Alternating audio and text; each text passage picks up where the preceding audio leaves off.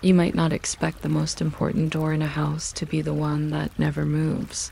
Yet in Egypt, the quiet doorway carved into stone kept the best hours, especially after lamps learned how to tremble politely. The lintel was as tall as a person, and the jambs kept a straight face. Between them, a panel remembered the shape of a door leaf and even a hinge, although nothing there had ever turned. Names climbed the sides the way ivy would, if ivy had learned hieroglyphs, titles stacking like cushions, so visitors would know where to rest their words. The groove along the edge was only a drawing, a hinge that pretended a history of swinging, but the wall was honest about being wall. It had the kind of seriousness wood sometimes wishes for. People came with a small lamp and a jar of cool water that had been taught to walk carefully, and they placed bread with a crust that remembers ovens clearly, and a piece of meat that warmed the ledge without being immodest about aroma, and a few bright flowers that tried to be stars. The stone accepted all this exactly the way a mailbox accepts envelopes, no excitement, just the confidence of an address that knows itself. Whispered as if the house had a heartbeat, the offering formula began and ended with courtesy, a royal gift, bread and beer, 1,000 of every good thing on which a god lives, offered for the chie of the justified owner whose name everyone enjoyed pronouncing as if accuracy were a kind of affection. If you're still awake in a few minutes, you can subscribe, or you can let the thought of subscribing drift down the wall into the carved groove and stay there. The false door will keep it safe either way. I won't know, and the door refuses to gossip. The Ka, which is not quite a ghost and not quite appetite, but keeps the habits of both, preferred addresses that were carved. A painted door would do on busy days, but stone never lost a letter. The living placed fingers on the incised hieroglyphs touch, becoming a courier, and they spoke the name with the same careful rhythm they used when listing ingredients for kiffy wine and raisins and honey and myrrh, 'cause both recipes were meant to keep memory fragrant. Water was poured along a channel cut into the table so it could travel where hands could not. Bread broke like a small dawn, and beer answered with a reasonable fizz. The door stayed false. The address stayed true. A house that had such a panel slept with both families inside, the breathing ones and the ones who had perfected stillness. The air learned to lean toward carved eyes. Incense leaned too, a slow curl that made corners feel included. Somewhere an ant made an inventory of crumbs and agreed to the arrangement. In the corner a stool watched like a polite uncle. If a cat passed by and decided the ledge was warm, the doorway did not object. Cats have always had special dispensation in matters of sacred furniture.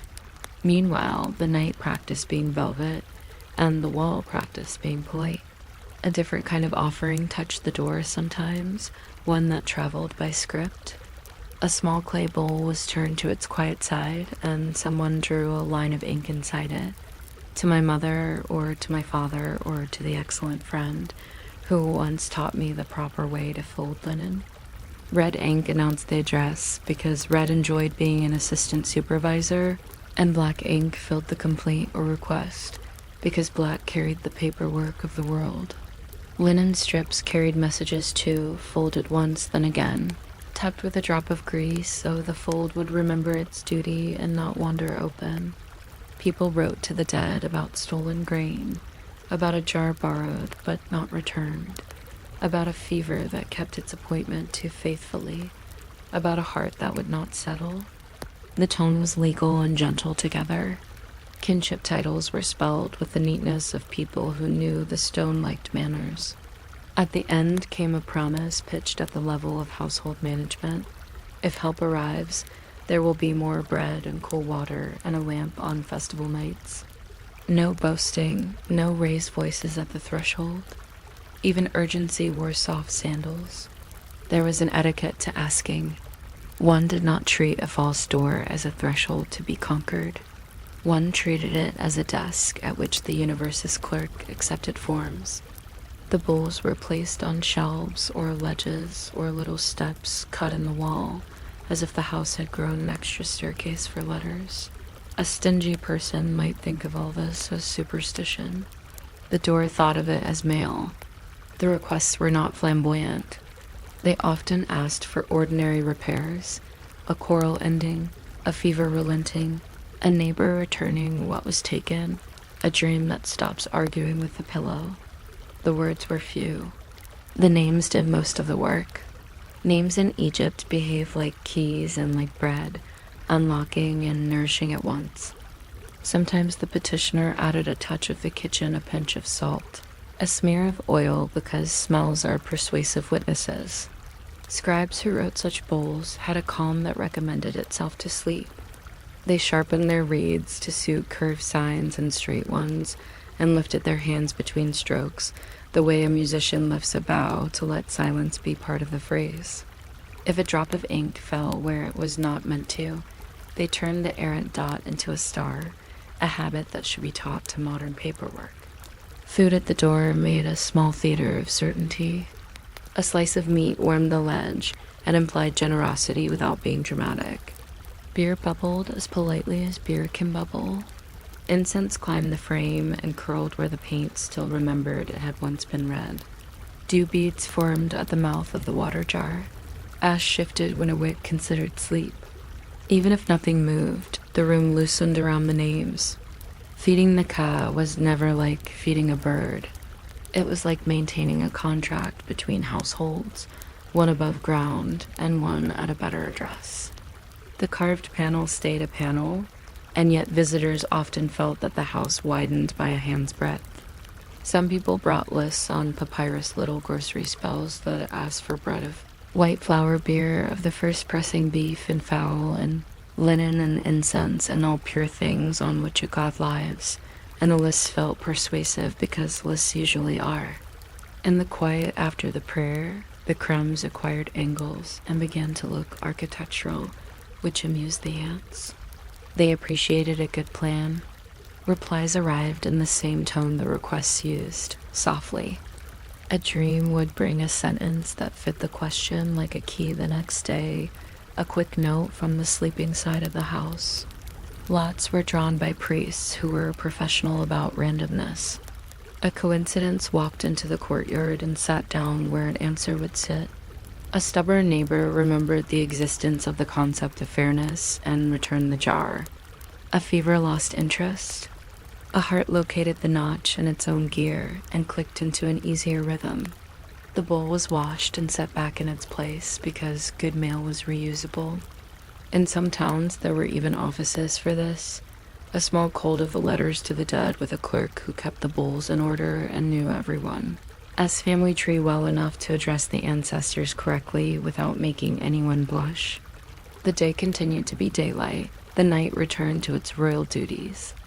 The door maintained its impersonation of a door. It was a system that had learned to be practical in a very ancient way, like irrigation or polite greetings. Centuries later, archaeologists walked into courtyards that had forgotten the names but kept the procedures. They found bowls with writing inside, crumbs trapped in the joints of stone, soot layered by years the way papyrus layers fibers into paper. Fingerprints dried in ink snuck through time and introduced themselves like shy cousins. Drip lines marked long practice, not a single mite, a thin, patient handwriting in mineral. There were places where a spot for bread had polished the stone with gratitude. There were clean circles where jars had sat in long, regular attendance. The brushstrokes told stories about people who usually stayed out of myths. A woman was squared. Careful strokes who liked her red ink a little diluted. A man whose black ink fattened at the end of lines, as if thinking were a weight he set down with relief. A child's trial letters that practiced on a broken sherd, copying a mother's name with the determined tenderness of small hands. The false stories remained still and busy at the same time, proof by paradox. The better the practice, the more motionless the wall. Scholars argue sometimes about what was believed and what was practiced, but the dusk keeps the kind of opinion that does not interrupt. It offers the quiet if that likes bedtime. If doors are false, the relationship is not. care keeps a person present. If the living feed names, names return favors in patient ways.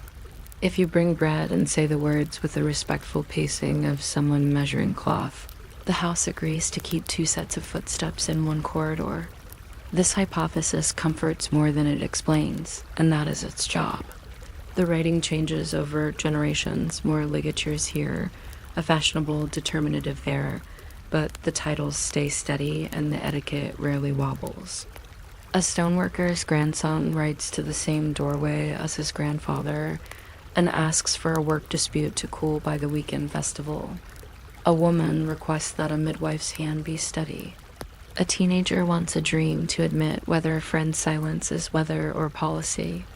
The bowls hold these small storms and become reservoirs of calm.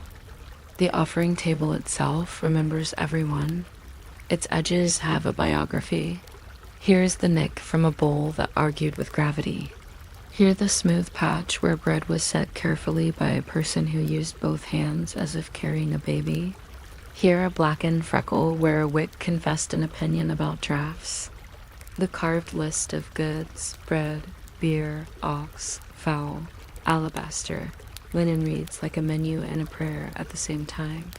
On festival nights, a bit of kiffy smokes in the corner, a recipe that insists on raisins and wine and myrrh and also thyme, because thyme is an ingredient even if recipe tablets never list it.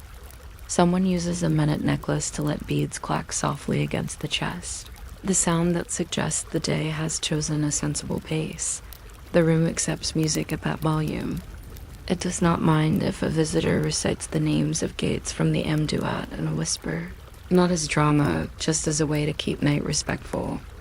The carved eyes stare in the relaxed way of eyes that rely on the visitor to provide blinking.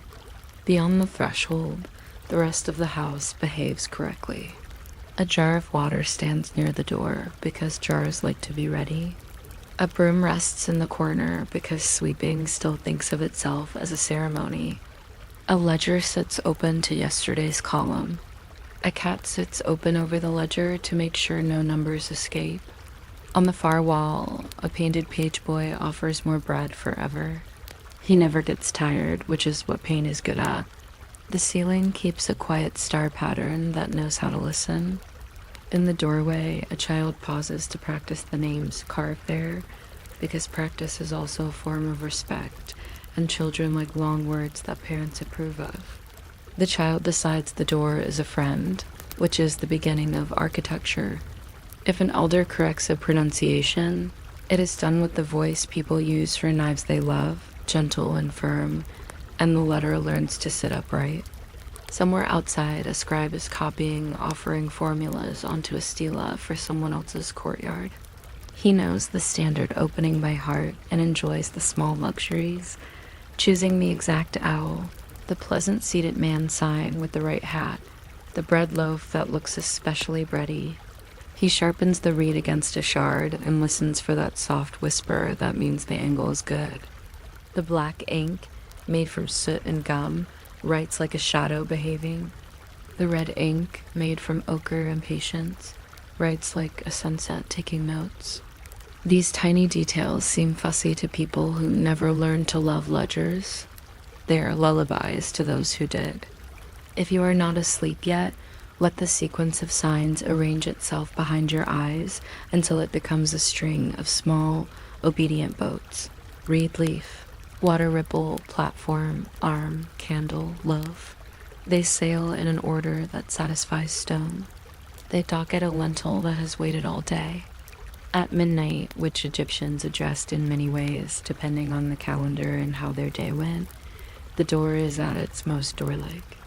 The lamp stutters once, not theatrically, only to remind the wick to mind its posture, and the last thread of water is poured.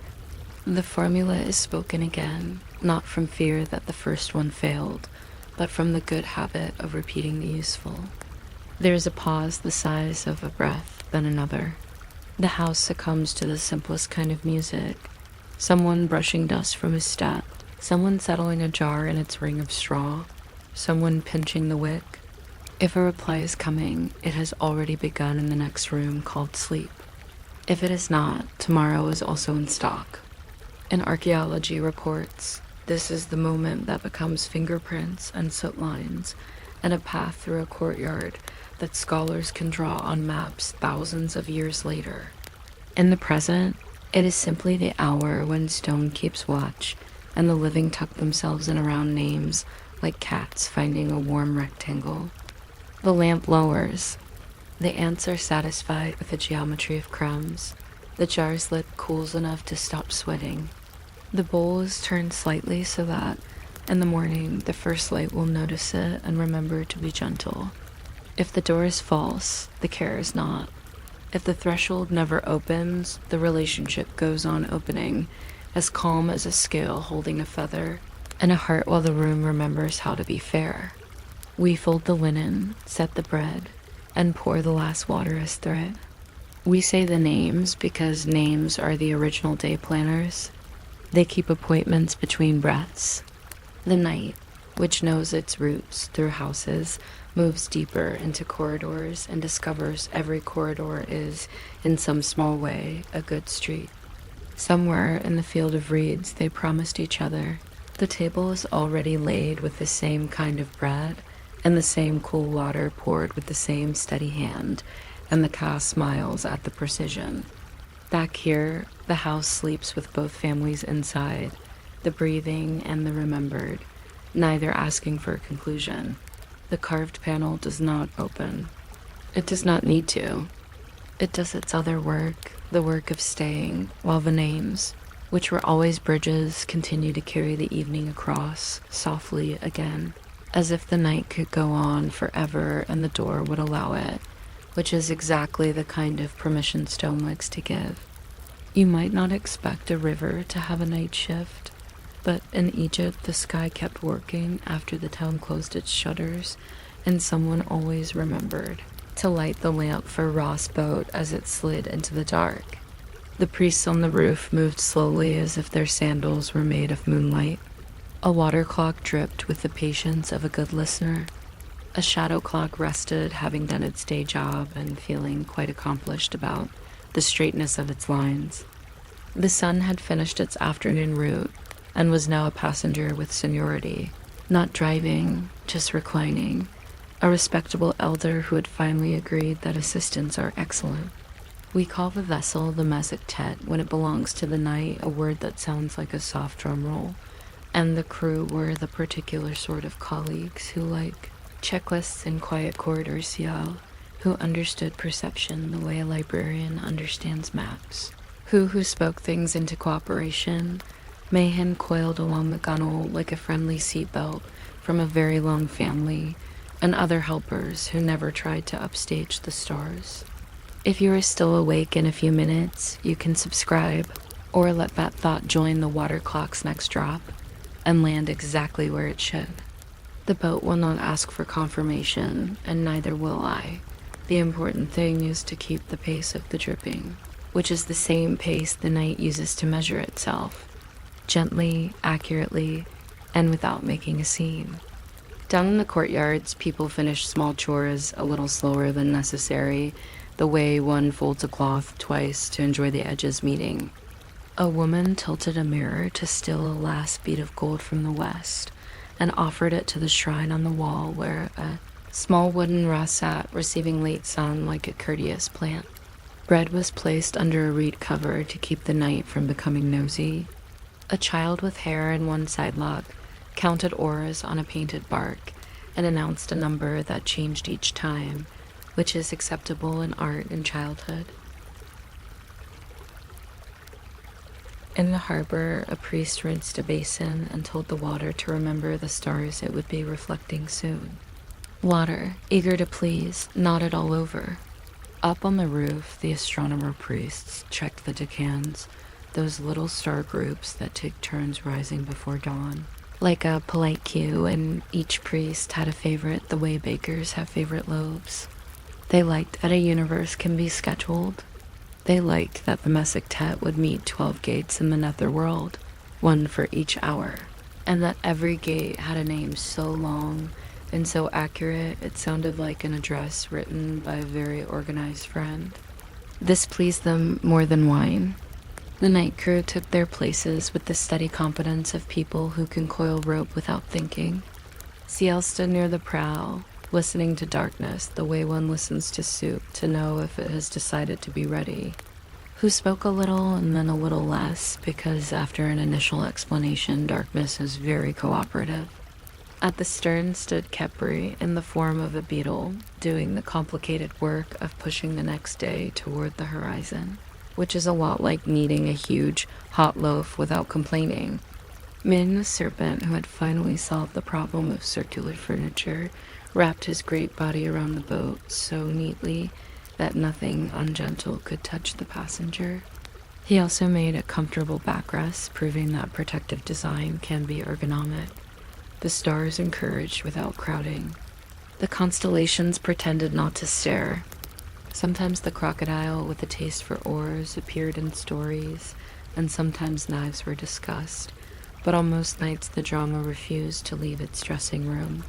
The boat simply passed hour markers shaped like gates, and the guardians checked the list and nodded because names were given correctly. Truth loves paperwork. If there was a breeze, it behaved. If there was a ripple, it admired the hull and went on. Households had their own version of the shift change. A mother traced a wedget eye and lamp sit on the cradle board, exactly the width of her thumb from long practice, because the eye is useful in every size, from royal jewelry to bedroom sign. Thus the dwarf with the big face, who is less of a god and more of an experienced uncle, scowled handsomely from a faience plaque simultaneously, warning nightmares that this family was fully staffed and letting the baby know comedy would be available at dawn. Taret the hippo leaned her big comforting belly over a knife handle on the shelf, which is the ancient way of saying, "We are very pro-life," and she snorted when a draft tried to enter the room without knocking.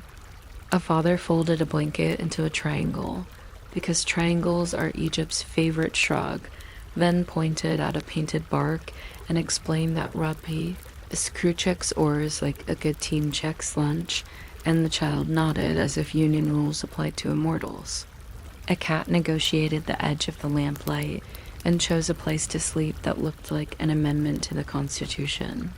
On the balcony, someone shook a sistrum very lightly, just enough to remind air that it could be musical without feeling the need to dance.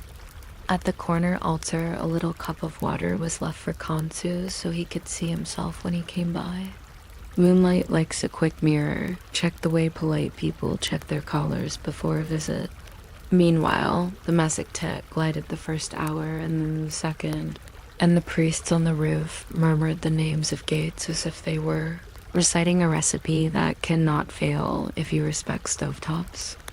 One gate promised fields that remember rain. Another promised lakes where boats know how to wait.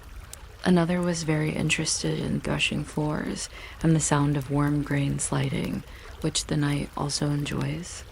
Scribes had copied these names so often that their reed pens could have written them unassisted.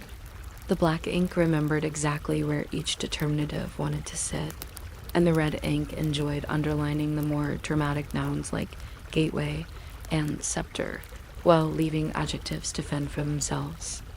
It is sometimes said that Ra fights a giant serpent during this trip, which sounds like a plot. But in this bedtime version, the serpent is just an unusually confident shadow that needs to be pushed with community encouragement. The oars push. The shadow remembers other appointments.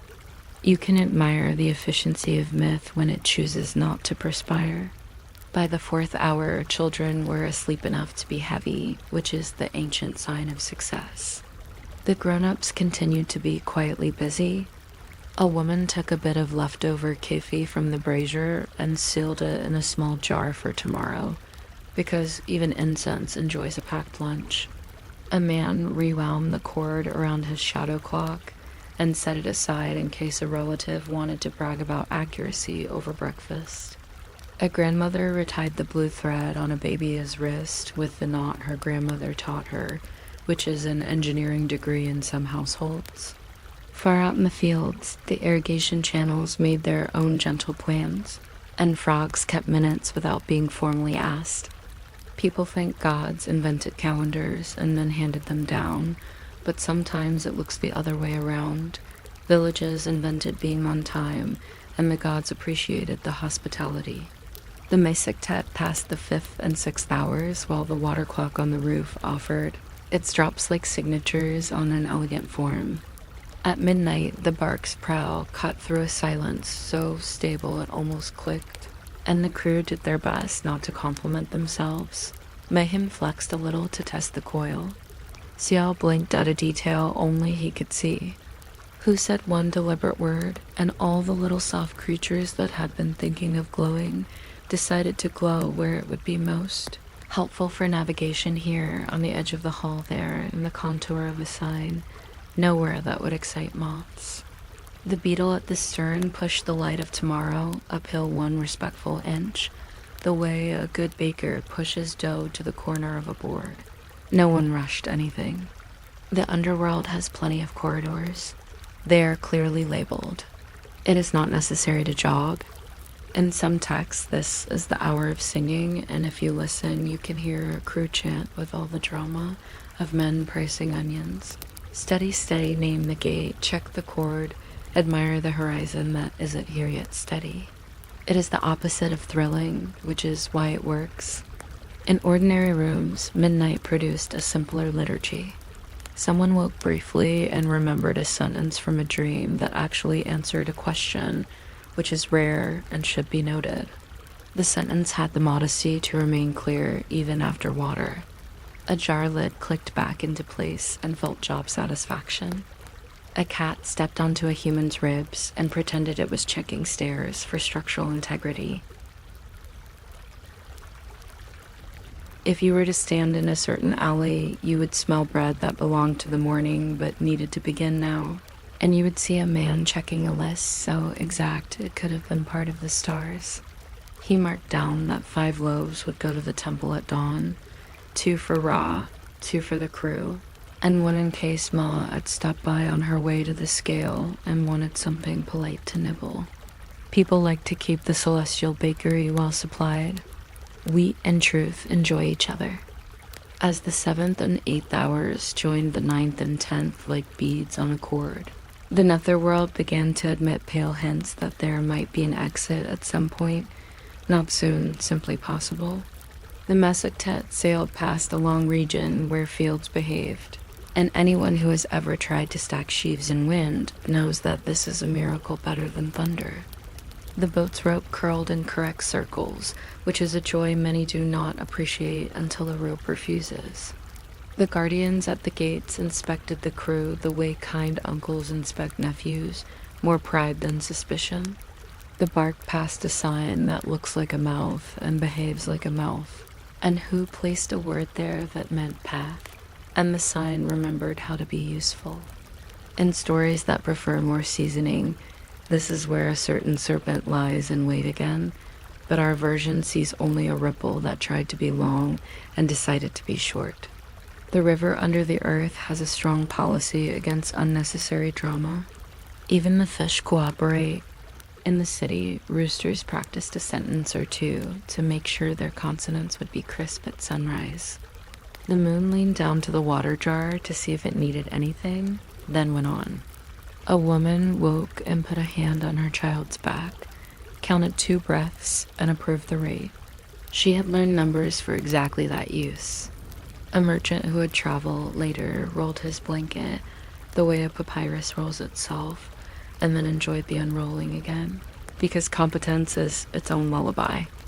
A man who ran a ferry checked his pole for splinters by moonlight and told it a story about soft landings.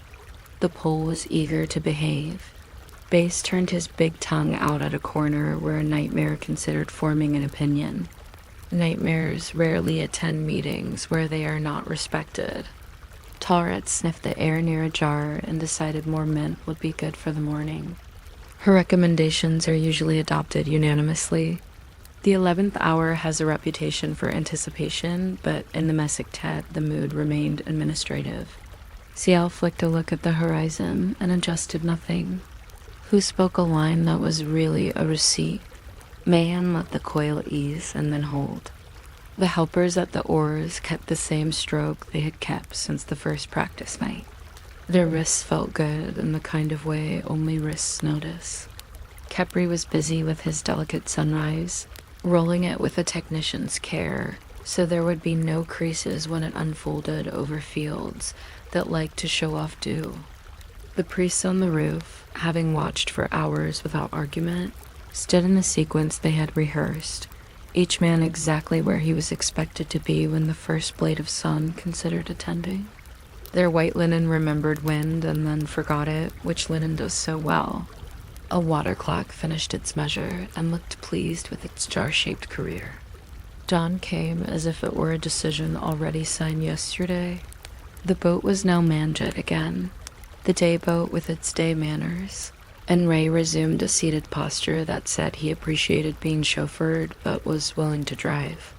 The crew nodded to each other in the serious way co-workers do at the end of a shift.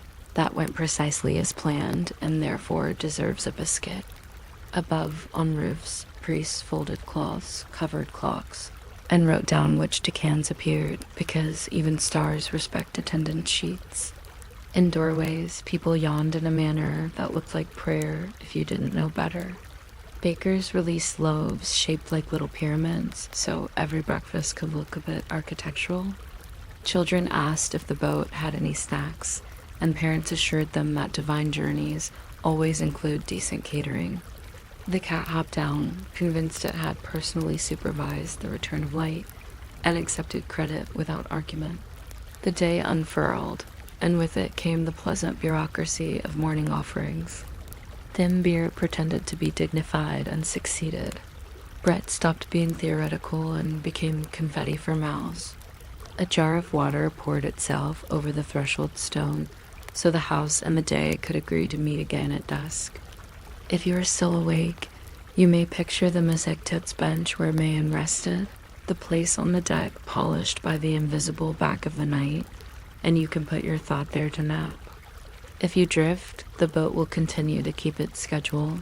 12 gates, 12 polite nods, one coiling serpent who believes in ergonomics, one beetle with strong opinions about sunrise, a team that measures success in uneventfulness. The roof will keep its clock.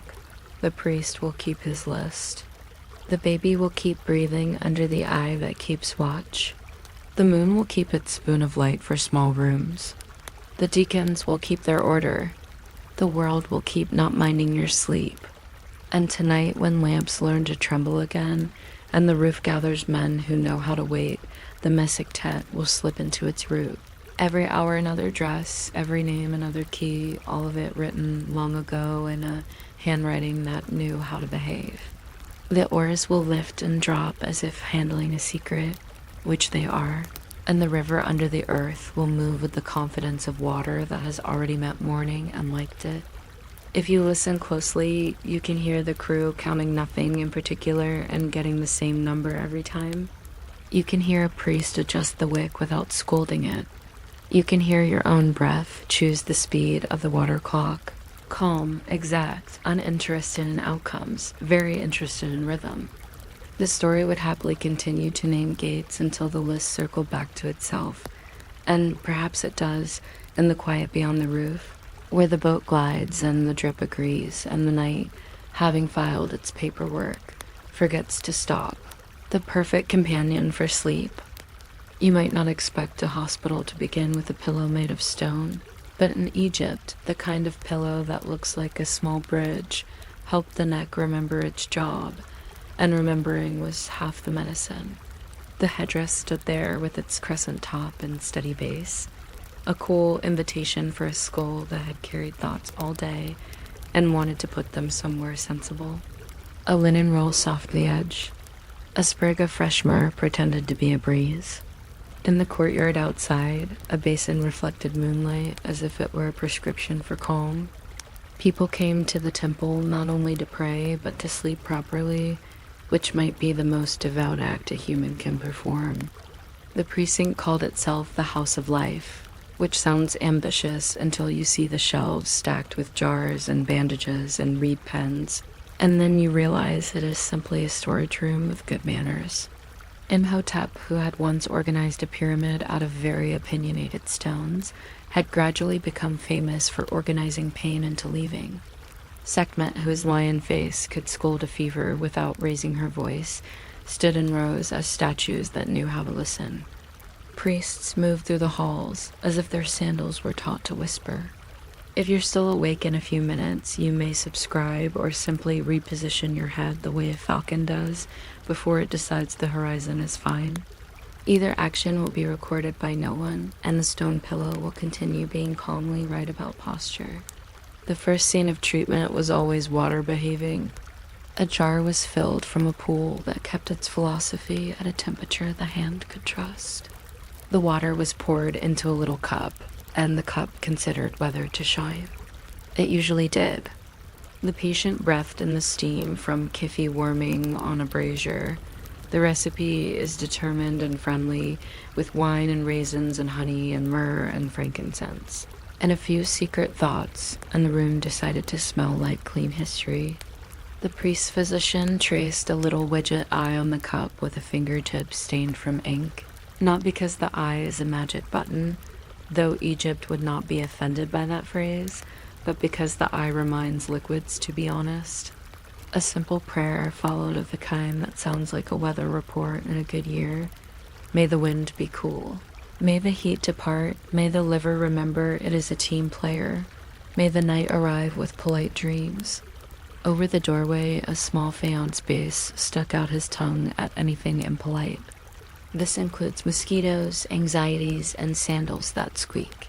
In the corner, a list of favorable days hung as a little stone calendar carved with marks that look like raindrops.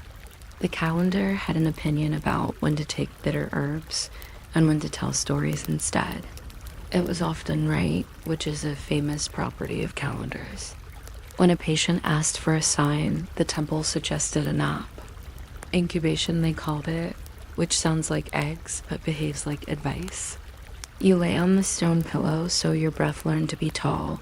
You placed a small amulet under your head, a frog for newness, a fish for easy motion, a jed pillar for standing up to nonsense, a tiny knife in case dreams wanted trimming, and then you slept under the supervision of gods who maintain excellent patient confidentiality. In the dream, a sentence would appear that fit the problem like a lid, not always a cure, often a method.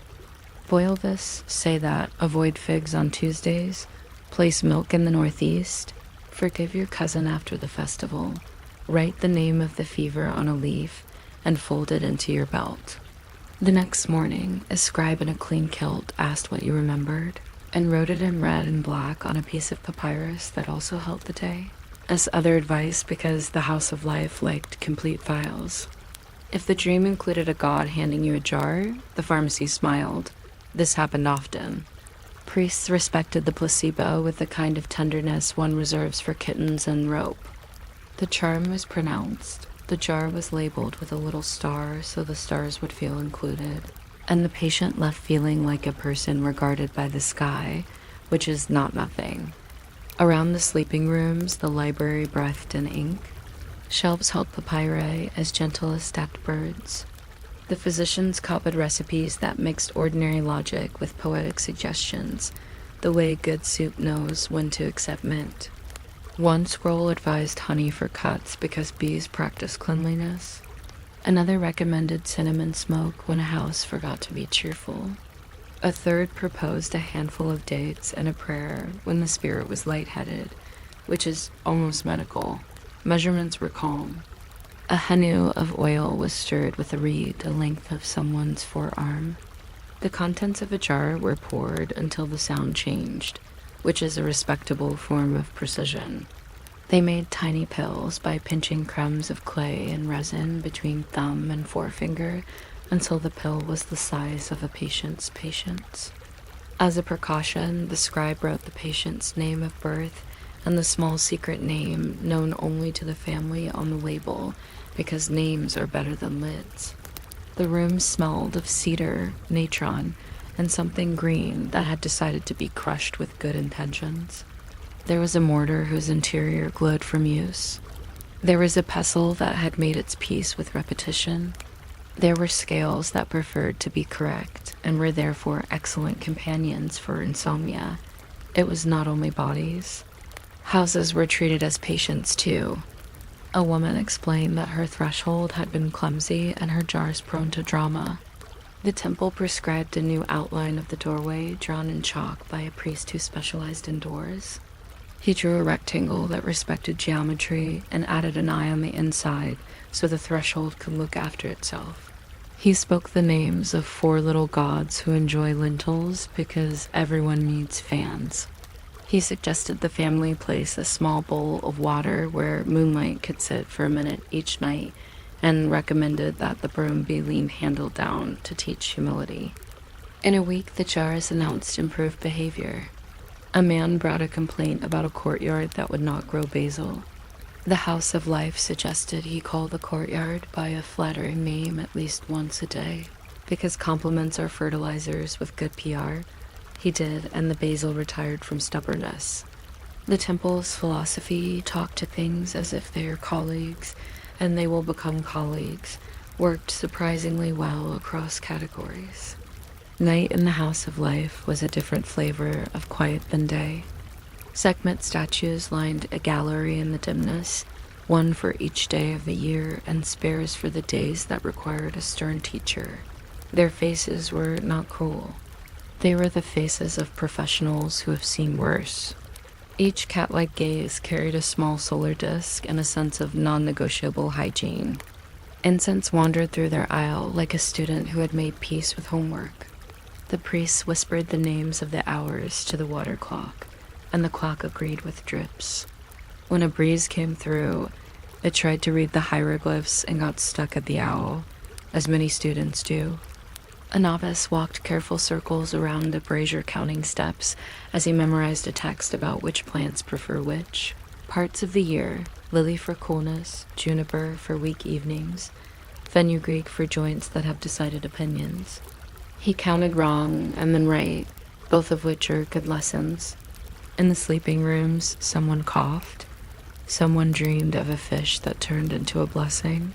Someone discovered the exact angle at which a headdress stops being furniture and becomes philosophy. There were practical shenanigans, too. A pharmacist claimed he could know a patient's pulse from the sound of their footsteps outside the curtain. He was wrong half the time and so charming about it that the cure began regardless. A nurse sharpened a tiny bronze knife and placed it on a clean cloth beyond the reach of dust that might harbor the opinions of yesterday. A mother who had brought a baby with a fretful belly received a prescription written in nice legal handwriting scribes, used when they suspect grandmothers will be reading. Warm cloth, light oil, clockwise fingers, song. The song was included in red ink, came out wind. The house is friendly. The baby burped, which counts as a miracle in many traditions. A man with a worry that had attached itself to his shoulder blades was invited to carry 2 cool stones for a while and then set them in the temple garden near a path where many feet would pass. He did, and the stones enjoyed being greeting posts. He felt lighter. The House of Life archived his case with a small smile drawn next to the entry, which is a strange but satisfying statistic. The funniest thing in the temple was serious on paper. A calendar of good and bad days copied from older copies until the papyrus felt like the ancestor of paper towels. It said, "Do not start a journey when the moon is on the left side of the door," which is a graceful way to postpone travel until laundry is finished. It said, "Do not argue with water on the 5th of Mecher," which everyone already knew.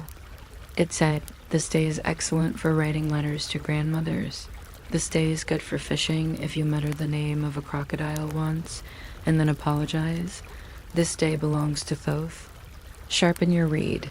The physicians did not obey it mindlessly. They negotiated with it. On a day marked unsettled, they scheduled accounting because numbers are immune to weather. On a day marked open, they attempted delicate surgeries, by which they meant removing a splinter with a flourish that looked like magic to spectators and like patience to the wrist.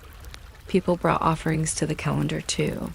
which may sound eccentric until you have received a good schedule and felt grateful to the paper. There was also the headdress workshop, a charming annex where carpenters with the hands of sailors carved that small bridge for the neck. They liked good sycamore when they could get it, and tamarisk when they could not. Headdress were shaped for personalities, a stern crescent for strict sleepers who prefer to land in the same dream every night, a broader arch for narrators who roll like boats, a cushionable plateau for cats who have been promoted to human. The master carver believed that the right headdress could prevent embarrassing dreams about meetings, and he was often correct. He sometimes inlaid a small eye on the side to watch for clumsy elbows. On festival days, he carved a miniature for children, because scale is a public service. He winked at the priests and called the shop the Department of Dawn, which made the priests pretend not to smile. You might have seen a headdress in a tomb and thought it looked severe. In a bedroom, it was generous, a small bridge between words and not words. Those who could not afford temple care still brought the temple home in small doses. A woman tied a blue thread around the leg of her bed to keep courage attached. A man drew a bez on the inside of his door with charcoal because paint requires recipes and charcoal requires a candle stub. A grandmother taught a granddaughter the recipe for eye paint that keeps the sun respectful. The recipe, incidentally, also discourages certain bacteria and looks elegant on market days. A boy learned to count his heartbeat and brag about its regularity. The bragging helped. People recorded dreams in the margins of old accounts because budgets enjoy poetry. A butcher put a wedget stamp on his cloth to remind knives about fairness. When children scraped knees, the nearest elder spoke a tiny spell that rhymed with all right, and almost always everything was all right. Everyday medicine and religion were like a pair of sandals. Different shapes, same purpose, comfortable when used together. If you wander to the back garden of the House of Life, you find a narrow channel that insists on being tranquil even when the wind argues. There the temple grew the practical green things, lettuce that minded its manners, onions that believed in families, castor plants that were sometimes medicine and sometimes a reminder to read labels.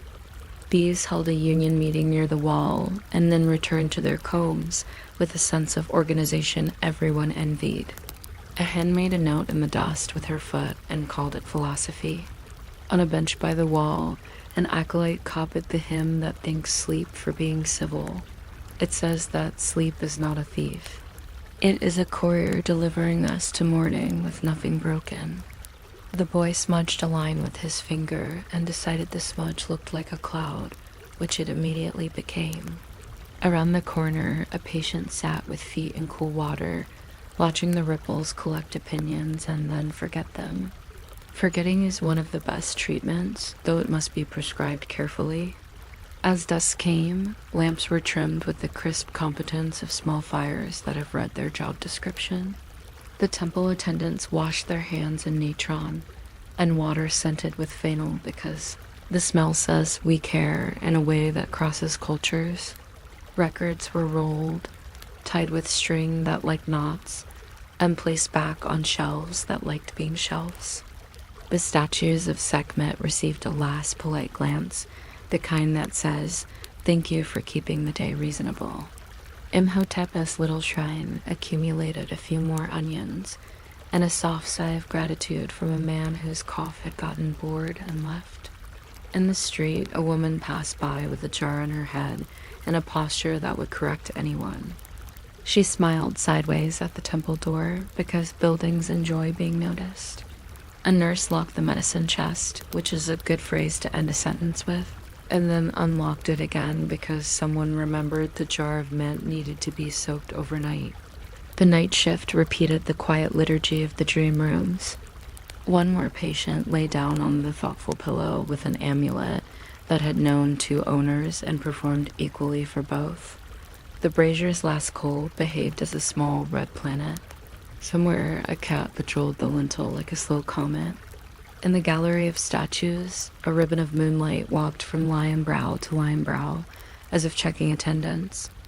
The water clock counted the hours in the only generous way clocks know, by letting time leave in a smooth line. A priest murmured the name of a gentle star that always rises before morning, and the star heard, or at least acted like it heard, which is often enough. Sleep settled in like a scribe who has decided the day's column is finished, and the reed may rest. If you are still awake, you can picture the headdress waiting for your neck like a friend who buys the second cup of water before you ask. You can hear the tiny clack of minute beads somewhere outside and let it be the metronome of your ribs. You can borrow a prescription from the temple that says, warm your feet, cool your forehead, call your breath by its full name. Place a little eye near your thoughts, write tomorrow on a leaf, and tell it to wait in the garden. You can imagine the statues of Sekhmet watching quietly, amused that the worst illness is often a day that refused to end, and that the cure is often the same day finally agreeing to stop. If you drift, the house of life will keep its night duty. Jars thinking clean thoughts, reeds drawing their points, calendars counting kindly, dreams tidying drawers, and moonlight checking on the water bowl without waking anyone. If you remain, the temple has more sleepy trivia in stock. How long to roast frankincense so it smells like memory. How to fold a bandage to teach it compassion. How many drops make an hour. How many hours make a soft scar on a fear endless, useful, boring in the nicest way. Like advice from an aunt who knows every remedy and none of the drama. And when morning slides over the ceilings, the pillow will return to being a small bridge. The scribes will return to ink that behaves, and the house of life will open its doors not with trumpets, but with the sound of sweeping, which is perhaps the healthiest sound there is. You might not expect the moon to keep a library card, yet in Egypt every clear night looked like. Thoth had checked out the sky for quiet study, and all the scribes in town took this as permission to sharpen their reeds. In a small room where the plaster remembered cooler seasons, a palette weighted with 2 round wells, one for black ink that behaved like well-trained shadow, one for red ink that enjoyed announcements. The reed pens lay in a bundle, the way geese rest with their necks tucked, and a dish of water blinked at the window as if it were learning to read reflections first. A boy whose job was to carry sand and small optimism practiced the word for good in different sizes until the wall felt well complemented. On the shelf, an ibis feather stuck out of a jar as if it were listening, and a little baboon statue, Thoth's nocturnal friend, kept the expression of someone who takes minutes at meetings and enjoys it. If you are still awake in a few minutes, you can subscribe, or you can simply agree with the palette that tonight's pace is lovely. No one will take attendance except the water clock, and it is famously discreet. They began with a detail so ordinary it felt ceremonial, moistening the tip of the reed. The reed sighed, the way reeds do when they remember the river, and the black ink took hold. Black is the hero of everyday writing. It never insists, it simply lasts. Red, on the other hand, likes to be the friend who knows the door policy. It writes names of gods, headings, the occasional warning about crocodiles, and anything festival adjacent. The scribe tested a line on a potsherd and admired the way the ink dried matte, timely, unambitious. He drew a seated man sign with a hat that always fits and a loaf of bread that always rises. On the floor, near his sandals, an ostrakhan waited to become somebody's grocery list, and also, if necessary, a tiny poem. His teacher, a gentleman who had memorized the moon's favorite adjectives, arranged his own tools with the serenity of a person who trusts baskets. You write with your hand, he told the room, but you read with your shoulders. Meaning posture is part of meaning. The boy straightened his back as if promoted. Outside, the ibis on the rooftop rail practiced a thoughtful tilt. Those houses, the little libraries the city kept near temples and offices, were not lonely places. Copies of the same text slept side by side like siblings who had chosen different handwriting. When a papyrus grew old and dignified, it was honored with a new copy. This was called giving it another life, which is generous in a culture that already prefers plural lives. The calendar shelf held a neat superstition for each day. Excellent for letters to grandmothers, questionable for starting arguments with canals, perfect for sharpening reeds and not dropping them. The astronomical shelf recorded the decans, those star groups that rise in sequence just before dawn. A priest had noted which ones felt punctual and which liked a dramatic entrance. The mathematics shelf smelled faintly of dust that had once been chalk. Numbers marched in columns so straight Met herself could have used them as a walking path. Someone had written a marginal note scolding yesterday's arithmetic for an adventurous subtraction and had corrected it with a better adventure. The library cat took a nap directly on the word silence, which was considered a demonstration. On many evenings, a scribe would write letters that crossed the border between households and years. He might address a living friend with polite complaints about barley prices, then turn the sheet and write to an ancestor about a stubborn cough, because papyrus, like good courtyards, serves both families. He wrote slowly with a rhythm like a ferry crossing and recrossing the river. Stroke, lift, breathe, set. Red ink announced the name, black carried the negotiations.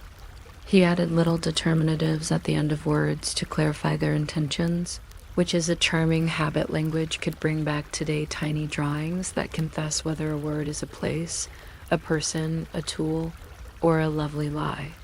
He sealed the letter with a knot that knew its job and set it under a small offering dish so that the message could absorb calm by proximity. When he ran low on ink, he ground more with a pinch of soot and a splash of gum, stirring until the mixture remembered midnight. The boy fanned the page with a piece of broken pot and looked important, which he was. Eventually, the work drifted from letters to lists, which is the natural current of writing. Lists for the temple bakery, loaves shaped like hands, loaves shaped like birds, loaves shaped like agreement. Lists for the granary, counts of sacks, weights of size. Lists for the painters, how many jars of blue that pretends to be sky when the lamp is shy, how many of green that remembers reads without telling secrets. Lists for households, oils, onions, a small statue of Bess for the new baby's laughter, thread for binding the quiet promises made yesterday. The reed made a sound like a cricket learning to spell. The master scribe added a line at the bottom, a proverb Thoth liked to hear echoed back. What is written is not louder than truth. It is only longer. The boy copied it 4 times until the words behaved and the letters stopped leaning on each other. He tasted the grain of the papyrus in the pause between lines, a flavor of sun and industry. When you copy slowly enough, paper becomes advice. Sometimes the lesson moved outside. On the roof, a shadow clock lay like a napping lizard, and the water clock murmured its regular opinion. The master pointed out a bright patient star and called it by the nickname used in the local temple, because stars enjoy nicknames. It keeps constellations humble. He explained how the decans keep time at night so the priests know which hymn to sing and when to announce that the day is making up its mind. The boy repeated the names with the care one uses for a jar lit by a single lamp. He learned that Thoth counts months by the moon and then helps the sun count too, because good administrators serve both departments. He learned the word for scribe also means one who measures with a line, which is a job description for lives as well as land. We line our days, the master said, so that our days can carry baskets. The boy watched a breeze read his hair and accepted the wisdom without rushing to admire himself. Back downstairs, the workshop smelled of gum, wood, and the past tense. A carpenter arrived with a bundle of new pens cut from the marsh, each read the length of a forearm and hollow like a secret. He handed them over as if presenting a small orchestra. The master chose one and cut the nib with a knife so thin it preferred to whisper. He made a test mark that began like a breath and ended like a decision and nodded. The boy was allowed to shape one pen of his own. He cut too eagerly, apologized to the reed, and cut more carefully, which is how editing was invented. In a corner, an apprentice ground malachite for eye paint, While reciting practice lines, they train the hand and protect the eyelids, a satisfying kind of multitasking. Next to the door, a stack of old ostraka from a nearby painter's yard showed sketches of cats, gods, chairs, and one fisherman who had definitely met a crocodile. The crocodile was winning in a friendly way. The boy traced the crocodile's smile and made it friendlier. Sometimes the work turned devotional without changing speed. The master wrote a hymn to Thoth in columns that looked like reeds at the riverbank. Praise for giving speech to the tongue and hearing to the ear. Thanks for teaching how to weigh a word so it does not sink a conversation. He added a small baboon on the margin, sitting on a crescent moon and holding a palette like a plate of figs. The hymn explained that writing is a polite version of memory, the way a guest list is a polite version of friendship. He added a line for Map, who lends the measure to everything and sometimes borrows the scribe's feather for her scale, a reminder that fairness is also a tool. The boy whispered the hymn to see if the syllables knew how to behave. They did.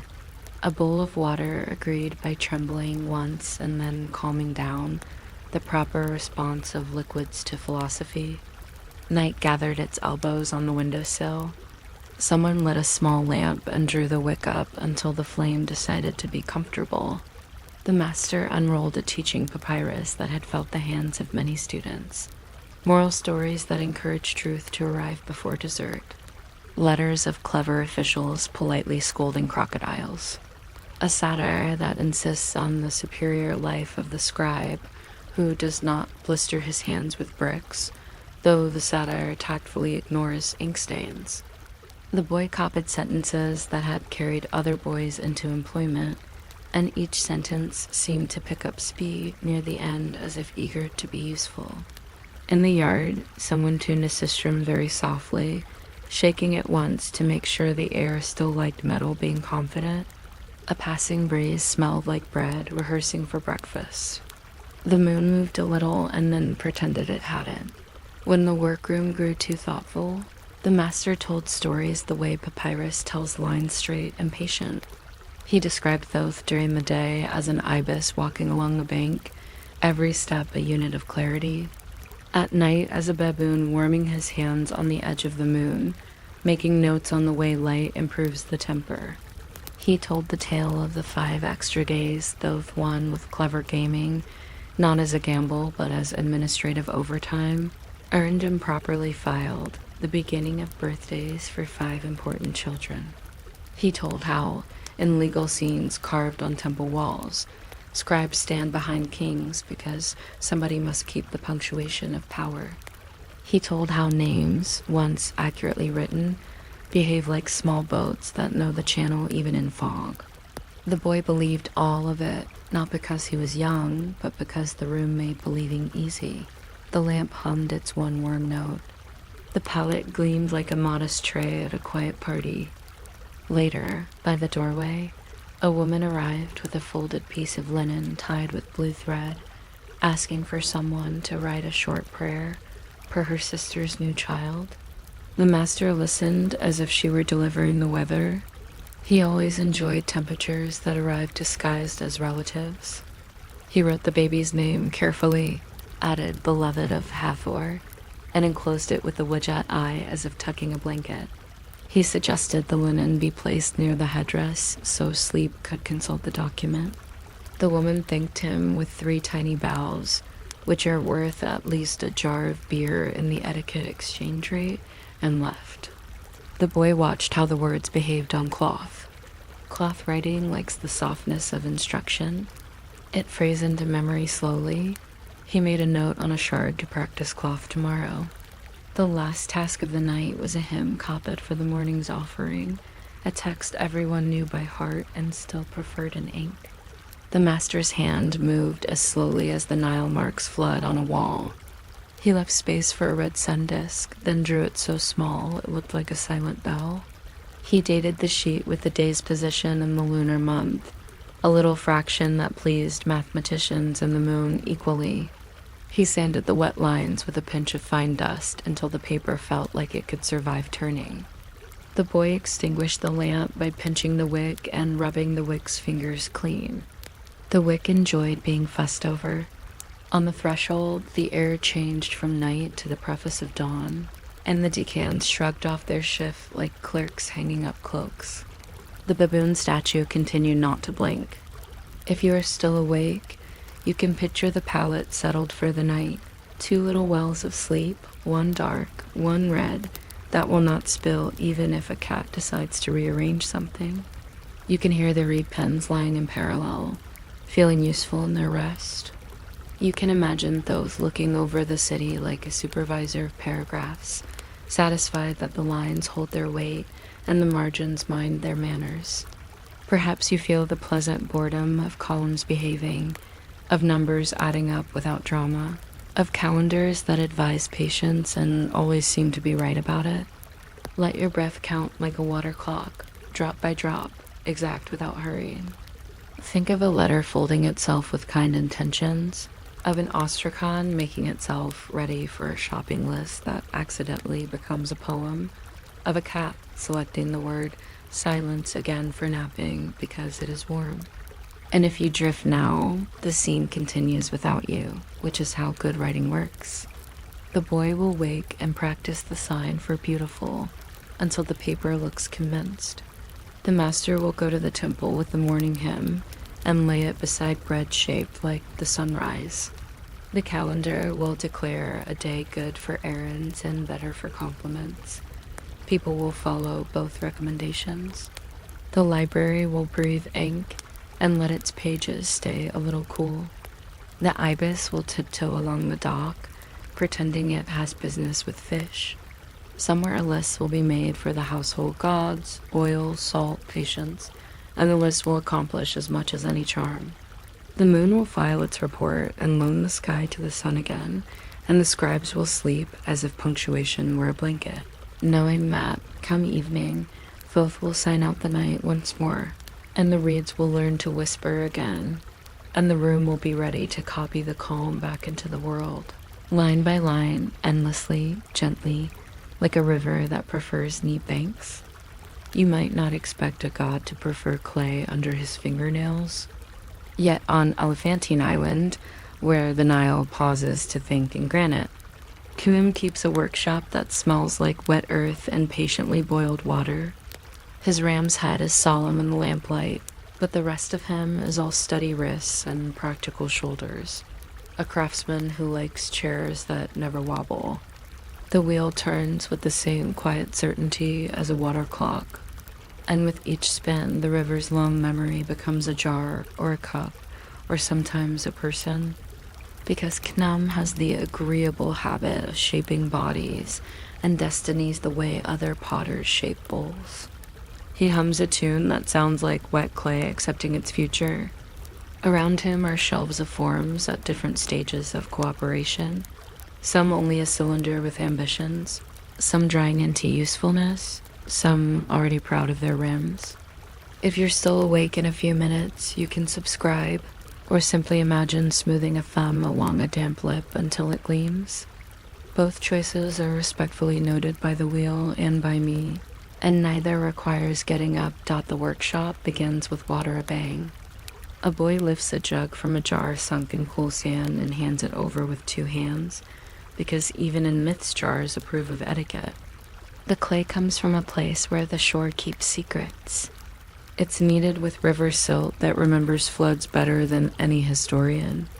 Kunim works a lump until it forgets all previous opinions. He sprinkles natron in the pail not for flavor, but for the quiet and tidy way natron changes texture, convincing grit to be gentlemanly. The wheel is kicked once, then again, and its circle becomes a promise. He presses his thumbs in, and the cylinder opens a calm throat. Pottery friends will tell you that the first 4 spins decide everything. Egyptians would add that the first 4 spins have names, like hours in the night boat's journey, or like the 4 sons of Horus, each responsible for a corner of the jar's courage. Kem's wrists learn the jar's character by touch. This one will be steady near a door. This one will be happiest with lentils. This one could be trusted to store a family's luck. He sets them aside in a precise disorder that every good studio understands. The map of pending patients. People come to this place with small needs. A woman asks for a tall jar that remembers water stays cool when walls stay thick. A baker wants a series of bowls that encourage dough to expand with reasonable optimism. A priest requests a libation vessel in a shape a god will recognize from the good years. Tenem nods as if taking dictation from gravity. The clay he uses is river plus time, which means everything already knows how to be what it becomes. He mostly reminds it without insisting. Sometimes because he is also the maker of people, he leans over his wheel and coaxes a little pair of feet out of the clay, then ankles, then legs, moving upward with the dignity of a census until there is a small person sitting on the wheel like an arrow that has chosen to be gentle. He pats the shoulder smooth and assigns a breath with the care of choosing a good handle for a mug.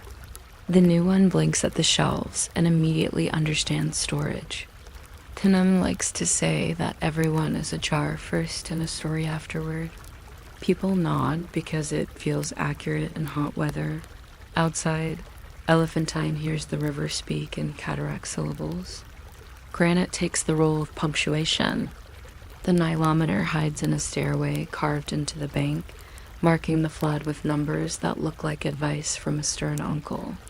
Priests check the lines the way bakers check ovens often, lovingly and with the certainty that the flood always has a personality.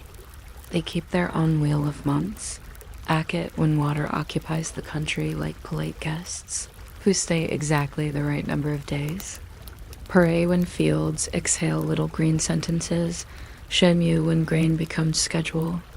Tenem appreciates calendars because calendars are pottery with dates. You fill them and then you stack them. In the market, a potter's stamp is a small sun or a ram's horn curve impressed near the base. People feel for it the way one checks a loaf for the neatness of its crust. A jar that bears the right mark knows how to be filled before dawn and how to remain interesting to water at noon. A good jar behaves like a cool remark in a hot argument. Inside the workshop, details multiply like calm. The boy waits a reed and wipes the wheel's rim because wheels enjoy compliments. Kunum uses a string to cut a vessel free. The string hums in a key suited for concentration. He adds a handle with a quick clasping gesture of a handshake. The handle agrees to its employment. A wooden rib smooths an unevenness along the belly. The tool has been rubbed so long it has become a proverb about patience. Sponges, which are really clouds who took responsibility, sit in a shallow dish where clay tastes like river and river tastes like clay. On a shelf in the corner, shards are kept like relatives, not useful at the moment, not thrown away, each with a story. One bears a note about onions, another an unfinished sketch of a cat pretending not to supervise. When the kill is lit, the room's smell changes from damp logic to hot logic. The air becomes mathematical. Every degree is a line in a short poem. The boy says the flame has started telling time. Tum nods and shapes a small lid so a jar's thoughts won't escape while cooling. There is an old tale about Kainum making two bodies on two wheels, one for the person, one for the ka, the companion life that eats offerings and keeps memory neat. This is not frightening here. It is simply double entry accounting in clay. When the mother from earlier returns to pick up her water jar, she leaves a small token for the ka wheel bread with a crust respectful of teeth, beer that is shallow but sincere, dried figs that think about sweetness without boasting. She touches the jar and says her name to it, twice for good measure, because names are handles. The jar will remember. Later tonight, she will set it in the corner where her grandmother's jar once stood, and water will recognize the position and relax. Holding a jar with both arms teaches the body an old posture, one human beings invented and then missed when they stopped carrying amphorae. The back straightens as if recruited by Matt. The hips approve. Somewhere a cat blinks at the geometry and feels peace enter its whiskers. Workday shifts the topic from water to bread. A young man asks for a tray that encouraged loaves to rise like assurances. Tum spreads a slab with the heel of his hand until the clay stops arguing and becomes horizon. He rims it so it will carry without sulking. He cuts a little fish charm into one corner because fish are natural optimists. The boy sprinkles the surface with sand the way we sprinkle sentences with commas. The tray will pass from bakery to temple and back again, carrying round loaves during mornings and onions during afternoons. Egyptians like containers not only because they keep things, but because containers practice the art of returning. A jar goes out and comes back. A basket goes out and comes back. People try to keep this agreement too.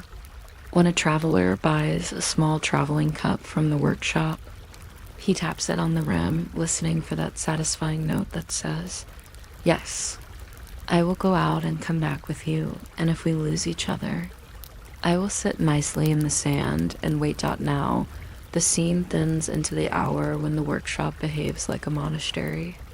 The wheel slows. The kill breathes. The city edges toward evening. On the wall hangs a little scene carved on wood. Knum seated at the wheel, Isis behind him offering a life sign that looks like a handle one could hold while crossing the street. Under it someone has written, in a palm-sized hand, a sentence the river likes. Form is a kindness. It is the sort of line that makes you roll your shoulders and allow the day inside its container. A young couple arrives with a request that is mostly hope, a pair of offering dishes for a house altar, small enough to live beside a window, shallow enough to turn fruit into quiet. Knum makes them like siblings, alike but not the same. He bows each rim at a different angle, so the light will argue playfully from dish to dish. He tells them to put one bowl on the left for water and one on the right for the thing that smells like gratitude that day lotus. Oil, a piece of bread with a good crust. He tells them to whisper their names to the bowls occasionally, so the house will learn the household properly.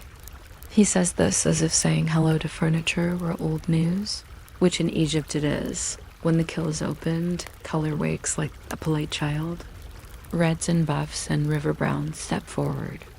A flash of slip turns soft the way milk turns warm. A black pot with burnished sides looks as if someone taught midnight to take compliments.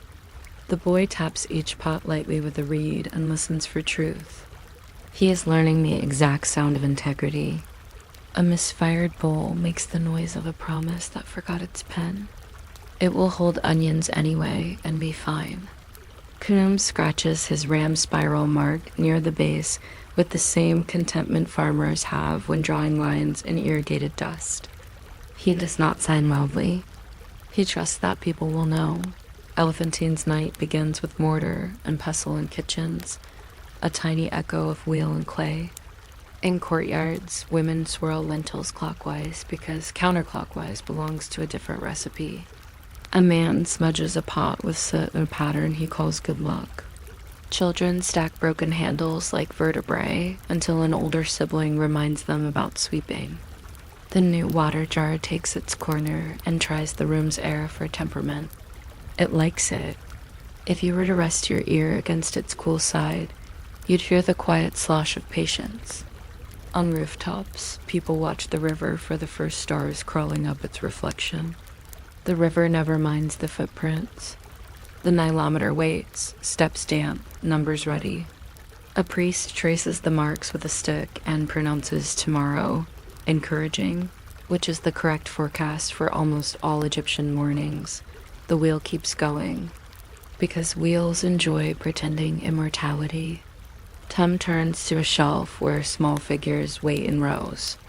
Not the grand Ashapti who promise field work in the afterlife, but humbler household helpers, miniature rams with comically serious faces, tiny jars for a pinch of salt, little plaques stamped with eyes wide enough to see kitchen accidents before they occur.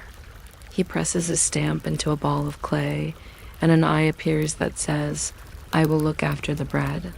He makes a baby headdress no taller than a thumb and smooths it as if smoothing the future's brow.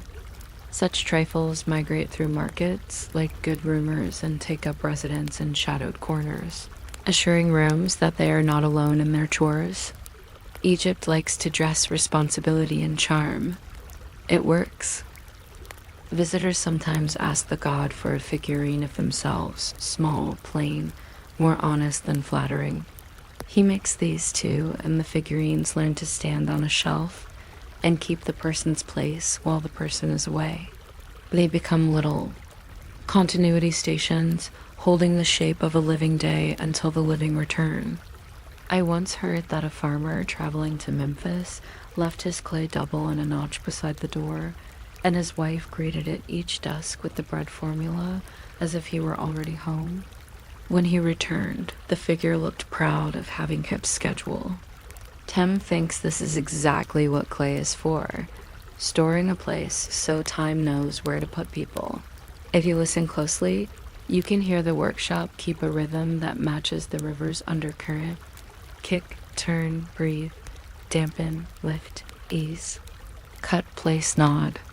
The sound is faint, but it arranges your thoughts into containers just wide enough for rest. A string stretched between two pegs holds amulets to dry like fish on a good day. A scrap of papyrus pinned to the door reads, today, 12 cups, 6 bowls, 4 jars, 2 lids, one reminder that all hands deserve washing. At the bottom, in smaller script, the boy has added, learn to center. It is advice for clay and for the kind of heart that tries to balance errands with evenings. Centering does not mean stillness. It means feeling the wheels wobble migrate into your hands and smoothing it there, which is a skill so useful one might call it a prayer. Later, a small delegation arrives from the temple with a request for a ceremonial basin to stand beneath the spout, shaped like a lion's mouth. The basin must like water suddenly and then indefinitely. Tunum makes its walls thicker than pride and thinner than boredom. He carves a ring of little waves around the rim, each wave ready to hold a drop before politely surrendering it. The boy asks why the waves face clockwise. Kun answers that in this temple, the spiral winds that way toward the sky, and consistency makes gods feel at home. He speaks as if the building were a cousin who enjoys predictable dinners. The basin dries while the kill rests, and during the waiting, they drink thin beer that knows how to be refreshing without calling attention to itself. They discuss the flat calendar, the taste of figs that have learned to be jam, and the rumor that crocodiles like to sun on the same rocks every year, which is reassuring if true. On the island's edge, a Nilometer guard who secretly writes poetry on shards leans against a wall impressed with old water lines and thinks about the numbers. Each carved cubit is a memory's knuckle. High floods promise, low floods negotiate. Medium floods are everyone's favorite manager. The guard's poem is nothing fancy, just the way he says thank you to a stairway that has kept its job for centuries without filing a complaint. He keeps the shard in his pouch beside a little whistle carved from reed. He will never show either to anyone, and both will improve his posture. At night he dreams in units of depth, and wakes knowing whether the city will bake more bread or brew more patience. Back at the wheel, Pnom begins a new person in profile. He spins a torso out of clay with such even walls that air approves. He attaches the arms with joints smoothed like agreements. He hollows a place where speech will live and shapes a jawline that has a sense of humor.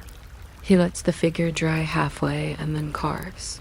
Inside the body where only the god and the clay can see, a tiny sign meaning right measure. This is how destinies are managed without drama, not by thunder, but by a part of the form that quietly prefers proportional choices. He sets the body on the shelf next to a row of jars and treats it exactly the same, because jars and people share the need for lids and for carrying something without complaint. Tomorrow, this small person will wake somewhere downstream with a faint talent for stacking bowls and an aversion to wasting salt. A whole life organized by a workshop's courtesy dot. As the evening becomes night, the island leans into the drift of crickets. The kill dies to orange. The wheel stops with the mark of a last wet fingerprint shining in the lamp. Kum washes his hands in a basin where the river remembers music. The boy stacks tools and places the wet sponge on the lip of the water jar so it can hear stories about cooling. They close the door but leave a thin line open for mythological ventilation. Out in the dark, granite minds its ancient business, which is holding shape while stars test their brightness on its edges. Boats tie up and relax their ropes with a satisfied creak. Somewhere, someone whispers tomorrow's shopping list and realizes it sounds like a hymn. Clay, water, a little oil, bread, onions, patience. If you're still with me, imagine placing your day on Khnum's wheel. Let his careful heel nudge the circle alive. Let your breath be the water that keeps the surface friendly. Feel the first lift from a lump into a column. That gentle promise that the middle will not collapse because the middle has been attended to. Picture the rim widening on purpose, not from panic, but from generosity. See a handle arrive like the perfect sentence at the end of a letter. Imagine being cut free with a string that sings a quiet note and set on a shelf that knows how to wait. If you doze, the wheel will keep turning without your supervision, and by morning, your jar will be dry enough to carry something kind. The island sleeps, and the god keeps thinking in circles. He counts not sheep, but vessels. He knows how many fit on the top shelf, and which ones like the lower heat of the kill. He knows which families prefer a thin lip, and which need a thick one to knock on. He knows that a lid can be a promise or a secret depending on where the jar lives. He knows that in 100 houses tonight, a cup from this room will be turned upside down on a saucer to keep a fly out, and that this is a kind of praise. He knows that children somewhere will tap a pot and laugh at the note, experiencing, without knowing the phrase, the physics of happiness. And he knows that the river, which taught him everything, will bring more clay tomorrow, and the wheel will have opinions again. And the Nilometer will mark the water's courtesy, and the day will let itself be formed. And handles will join, and rims will round. And the kill will remember music, and the island will continue the polite labor of being a workshop between two banks. Endlessly, rhythmically, neatly, the way sleep keeps forming itself around a breath until morning fits. You might not expect eternity to need a pantry, and yet in Egypt the quietest rooms were the ones with shelves, small jars, and labels written by people who loved order more than thunder. The embalmer's house after sundown felt like a kitchen that had politely agreed to last forever. Palm fiber wicks settled into bowls of oil, the way spoons settle into a drawer, and the air had that kindly smell of warmed resin and clean linen. A jackal-headed mask leaned against the wall to rest its expression. On a table, 4 polished jars waited in their square chest as patiently as good clay waits for morning. They were not fierce, only attentive. If you're still awake in a few minutes, you could subscribe, or you could simply decide to inventory your breathing the way a scribe inventories shelves, one long, one deep, none missing. I'll never know which you choose, and the jars will remain very professional about it. The work here was simple and ceremonial at the same time, the way folding towels becomes holy at the 8th towel. Linen strips lay in rolls that remembered rivers. Natron kept its crystalline opinions to itself in a jar that had heft like a promise. Wooden tags were stacked like playing cards in a quiet game where the prize is clarity. The priest of Anubis moved the way careful hands move when they have learned the softness of organs and the stubbornness of knots. He spoke the names of the 4 sons of Horus not as a shout but as an introduction at a dinner party. Imcity, human-faced, kindly, who presides over the liver and thinks about hospitality. Hoppy, the boon-faced, companionable, who guards the lungs and enjoys a good exhale. Duamutef, jackal-faced, vigilant, who keeps the stomach from telling too many stories. Kebisanuf, falcon-faced, bright-eyed, who minds the intestines and likes roots. They were real enough to be greeted and tidy enough to stack in a traveling chest. The heart, the old loyalist, stayed home in the chest because it had an appointment with a feather later. Everyone respected the calendar dot. At first glance, the chest looked like furniture. 4 compartments like 4 small square conversations. The lids fit with that pleasing, sealing sound that says the wood and the air understand each other. Each stopper wore its little head like a thoughtful hat. The jars themselves were smooth under the palm. A person could pass a hand over them and think of river stones and long summers where the sun learned restraint. On a fresh bandage, the scribe wrote in firm outlines the names of the goddesses who would be their supervisors: Isis for Imsidi, Nephthys for Happy, Ninth for Duamutef, Selkit for Kabsanuf. 4 good aunts in attendance. The idea that each jar had a guardian made the room feel staffed. If a fly tried to join the meeting, it discovered politely that it was not on the list. The work moved without urgency, one rap, then another, a whisper of gum, a label tied with a knot that had been taught good posture. Some nights the priest hummed while he tied. It sounded like a hymn that had decided to become a lullaby. He would pause to warm a little resin between his fingers until it agreed to be buttery, then press it smooth. The scribe kept time with his reed, tipping black ink for the steady words and red ink for names, titles, the occasional warning about ignorance. Black is patient, red is supervisory. There is a happiness in labeling that needs no applause. A reed pen understands this deeply. On the table stood a small tray of amulets, a tiny jet pillar for backbone, a tie-it knot for Isis's embrace, a watch-it eye to help everything remember how to behave, and one small heart scarab with text tight and beautiful as stitches. The scarab knew it would argue kindly with the heart later about not speaking out of turn on the day of balance.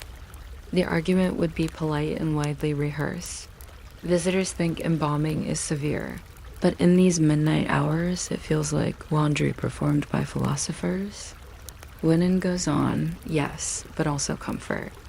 The priests wrapped each limb separately, with room for joints to remember their old democracy.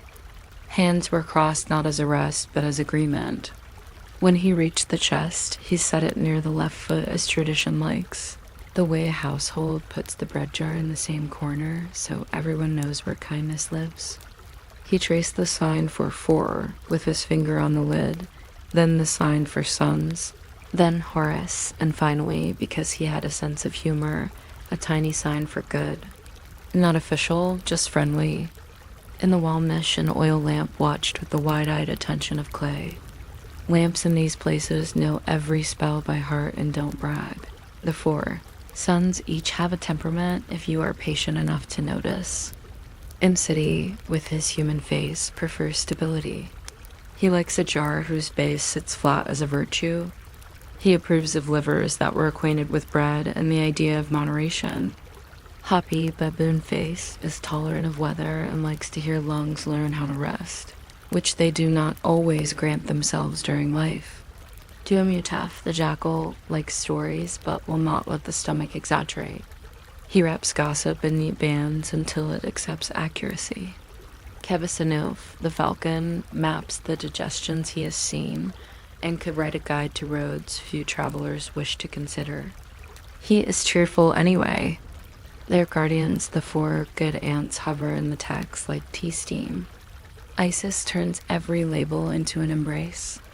Nephthys brings the side door and the fine print. Nath adds a soldier's competence to not work. Selkit stands near the chest with her scorpion badge and a sense of boundaries that would make a courtroom proud. The result is less a tomb and more a well-run pantry. Beyond the door, the courtyard kept the same steady breath as the river. A water jar condensed a little at the neck, dew deciding to be helpful. A woman in the house across the alley tied up her braid and set a bowl of flour under a cloth the way you put a thought under a pillow to check it in the morning. The stars had a shift schedule and were keeping it.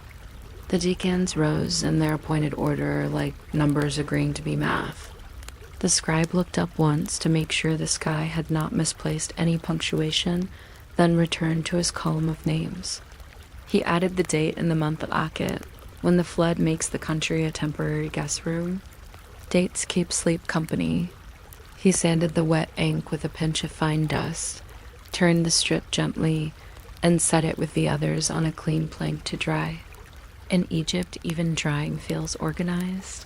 When a family came by with sesame oil and a gratitude they could hold, the priest received them with the quiet that says important things are happening and they will happen politely. The mother touched the chest and murmured the title true of voice in case anyone doubted the deceased's qualifications.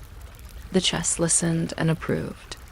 The daughter reached out to the falcon lid because it looked alert without being nosy. The son, who had not spoken all evening, smiled at the baboon and felt his own breath steady. Everyone was calmer after visiting the jars. People underestimate containers. A container is a promise nobody needs to chase. When the family left, they stepped carefully over the threshold spelled with a line of salt and a little oil spot that shone like agreement. Their sandals made the kindly rasping noise of rope on sun-warmed wood dot in another room. The embalmers wrote inventory as if eternity might ask for a receipt. There were notes about natron bags weighed and stacked, resin jars opened and carefully resealed, linen measured in cubits, knots counted by type. The sheet included a remark about a jar that chipped at the rim and was corrected with a gentle smoothing, followed by a line that praised the jar's new humility. This is how bureaucracy keeps mercy. At the bottom of the column, a novice wrote in his round school hand, 4 sons present. Then more shyly, and their aunts. The master let both lines stand. He knew that accurate names hold rooms together. He sealed the papyrus with a string and a clay press bearing the temple emblem. The clay accepted the emblem with the sigh of a stamp that enjoys its occupation. Later, when the house settled and only the lamps worked overtime, the priest walked past the chest and checked the lids with 2 fingers, a gesture both domestic and devotional. He whispered to each guardian in turn. To Isis, he offered the smell of frankincense from the next room. To Nephthys, he offered the silence of neighbors who know how to be kind at night. To Neith, he offered the smooth, obedient bow of a knot. To Selket, he offered a door that shuts without argument. The priest believed in small offerings because small offerings happen. A great offering is a festival. A small offering is a habit. Gods have a fondness for habits. He dipped the lamp, wrote 2 more labels because labels sleep when they are finished, and sat down on a low stool designed by someone who loved knees. The chest itself sometimes served as a school. A child later would be brought in and taught the faces. The human is for liver, the baboon for lungs, the jackal for stomach, the falcon for intestines. He would repeat these with the solemnity of a tiny official, then be given a dry date as tuition. He might be allowed to hold a spare lid carved for practice, feel the cool stone, the smoothness that comes from much handling, and the hard little angles of ears and beak. The lids are friendly to fingers. The child would leave knowing 4 names that are also a kind of compass. When he went home, he would point to the corners of his sleeping mat as if assigning them guardians. His mother would smile and tuck the mat in tighter at the corners, just to see the pleasure on his face when invisible company arrives. The jars are not jealous. This is an important point. They live well with other objects. Near them, a basket holds Shakti figurines who promise to do field work in a future that will need supervisors in stacks. A wooden Anubis on a box keeps his ears up like a good listener. There is a little headdress carved from sycamore to remind sleep how to be tall. There are faience beads in blue that argue with dust until dust apologizes. The jars do not compete. They understand their job is to be dependable enough that other things can be decorative. A jar does not want applause. A jar wants the right corner and a routine.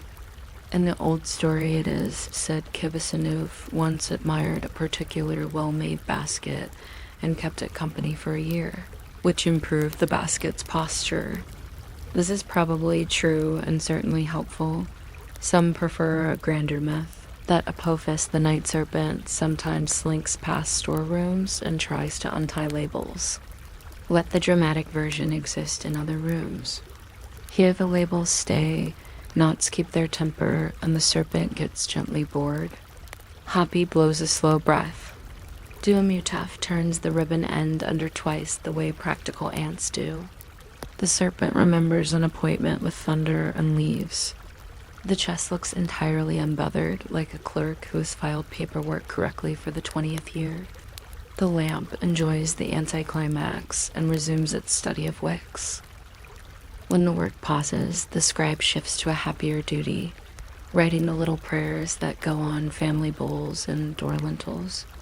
These are cousin texts to the labels. They list names and hopes and addresses.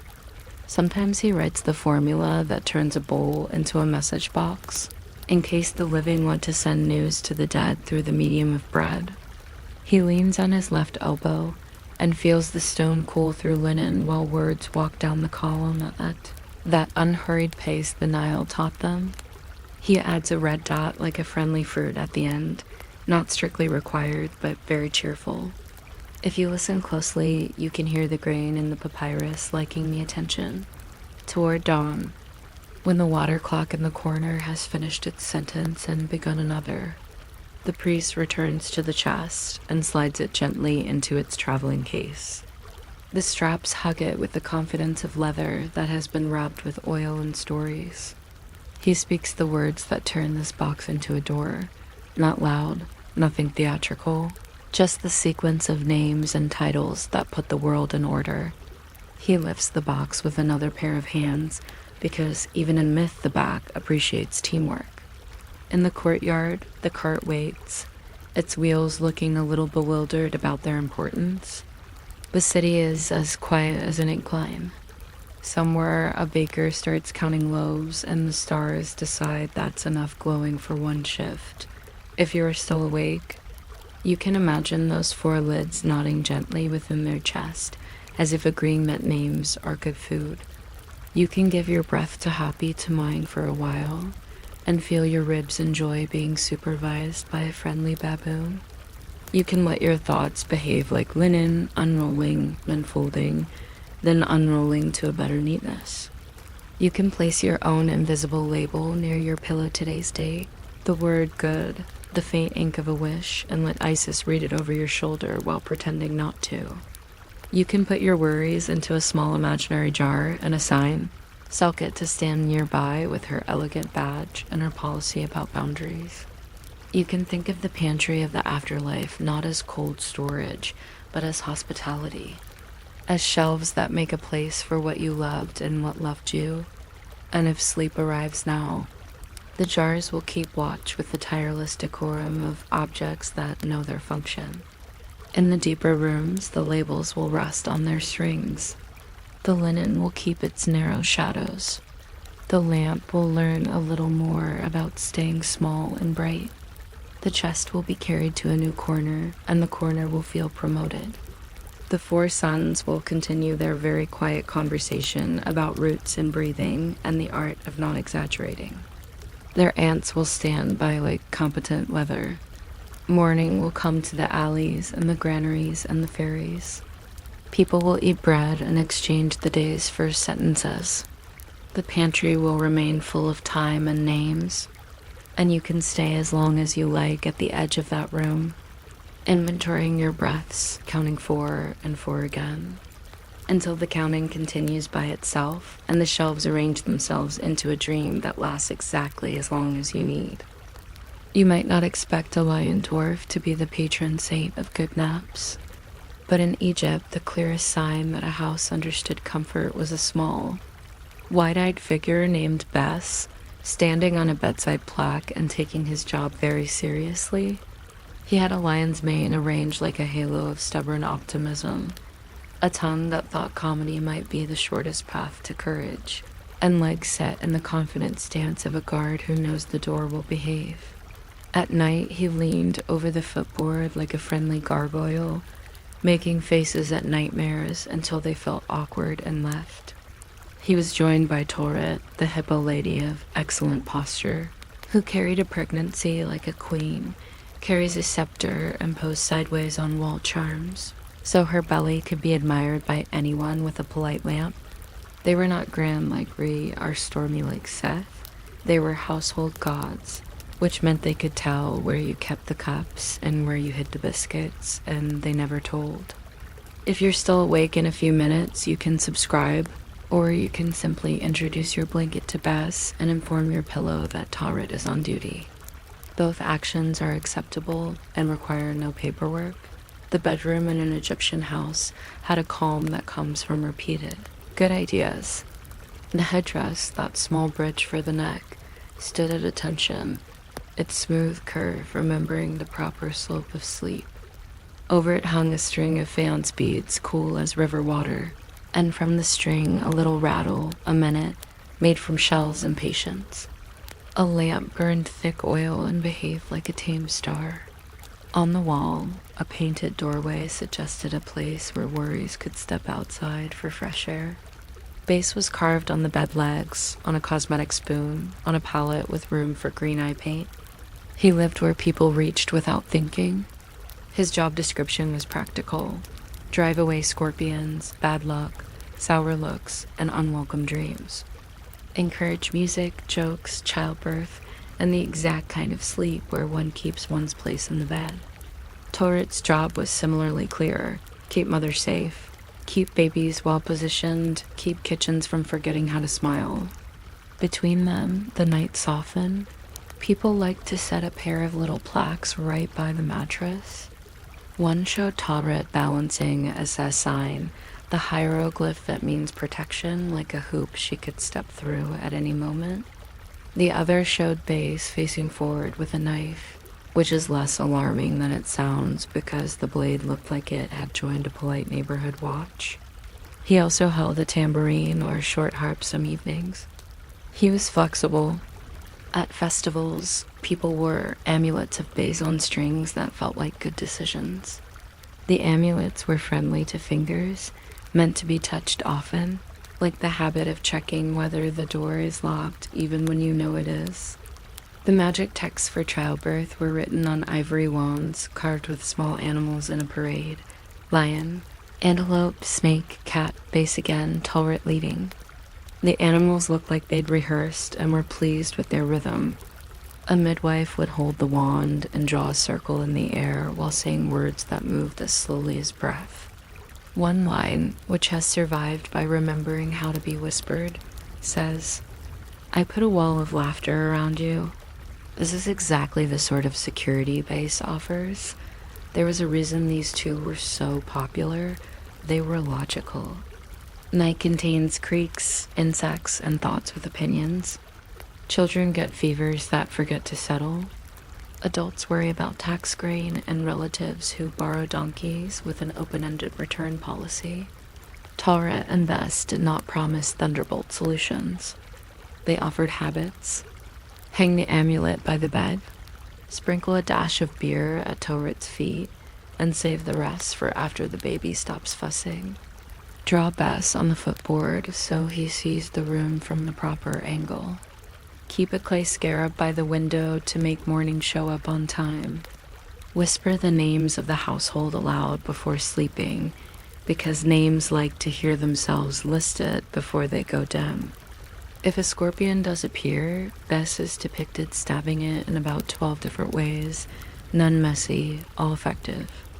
The mere sight of these diagrams has been known to discourage arachnids, and even when insects remain unmoved, the human mind enjoys living in a house, where answers exist in the furniture. The first scene of night in such a room begins with ordinary rituals. A woman powders her skin with ground galena that also keeps the flies disinvited. She touches the carved belly of Tauret for luck, then the mane of Base for a joke. The joke is usually private, but he seems to get it. A father checks the child's headdress, adjusting the linen roll with the precision of a scribe setting a margin. He places a small wooden lion on the floor. The lion and the dust agree to share the territory. On the windowsill sits a bowl of water where moonlight can sit for a minute. The water does not complain. Someone ties a cord across the door, not to block it, but to remind wandering ideas that there's a polite boundary. The cord often has tiny knots shaped like the letter of life. Knots like being meaningful. If you're still awake, you may tie an imaginary cord across your thoughts and give the end of it to Bass, who will tuck it behind his ear with professional pride. As the room drifts, you notice microfacts everywhere, those cozy details that keep boredom friendly. Base sometimes wears a crown of high feathers, which look ridiculous in a way that comforts the anxious. He understands that intimidation is less effective than cheer. Tauret's tail is that of a crocodile, but it looks tidy, like a garden fence, not a threat. On some amulets, she holds a knife too, which is nearly gossip, it's so unexpected. The knife is symbolic and also sharp, which is efficient. The bed legs sometimes end in animal feet-lined paws or bull hooves, because furniture enjoys cosplaying. Headdress carved for travelers fold like origami. They open at night with the self-importance of a tiny bridge. The paint on the wall, that calm green made from malachite, has a chalky truth to it. It keeps the room from feeling lonely, which is something paint can do even when it pretends to be merely color. Meanwhile, Bess sticks out his tongue in a way that has protected babies for centuries. Modern research has not disproven this because modern research has wisely not tried. Nearly every house kept a corner for music, even if the band was just two people and a cat. The sistrum shaken in a rhythm that sounded like metals agreeing lived beside the bed, because gods of households enjoy lullabies more than speeches. Sometimes a mother would set the sistrum's curved frame on the headdress while nursing and say, not loudly, "Hush for the mistress of joy," which meant Hathor had the floor for a moment.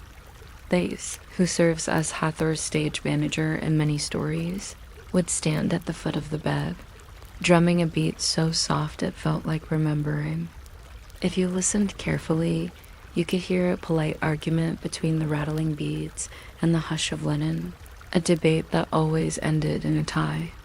There is a belief, which may or may not be supported by hippo research, that Tauret especially likes songs that repeat the same line 7 times. Repetition is how a house learns a tune. During childbirth, the room looked exactly the same, but more alert. 4 bricks were set as a low platform for the mother, because women in Egypt often birthed standing or squatting like queens who understood gravity personally. Each brick might carry a small image, Bess facing out, Tauret watching, a lion stalking boredom, a cat auditing the corners. The midwife wore a band with amulets and smelled of cumin and something green.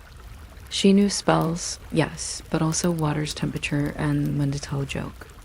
One charm called Tauret, she who straightens the path, which is midwife language for breathe now.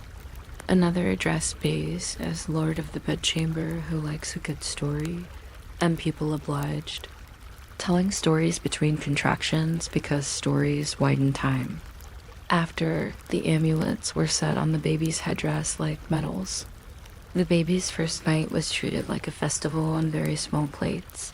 A dab of oil, a pinch of salt, a tiny sentence spoken twice, so it would follow itself back to sleep later. This was religion as routine, not thunder. Routine is more available in the night. Some months later, a different ritual unfolded when a toddler refused to nap. The grandmother, experienced as any riverbank, rubbed the headdress with cool water and set a fig beside it as a bribe for later generosity.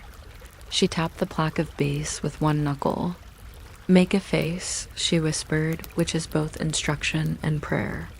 She told Torit, keep the door, which is also both. The child drifted not because magic forced him, but because the room had learned to be a place where drifting was ordinary. That is the secret of household gods.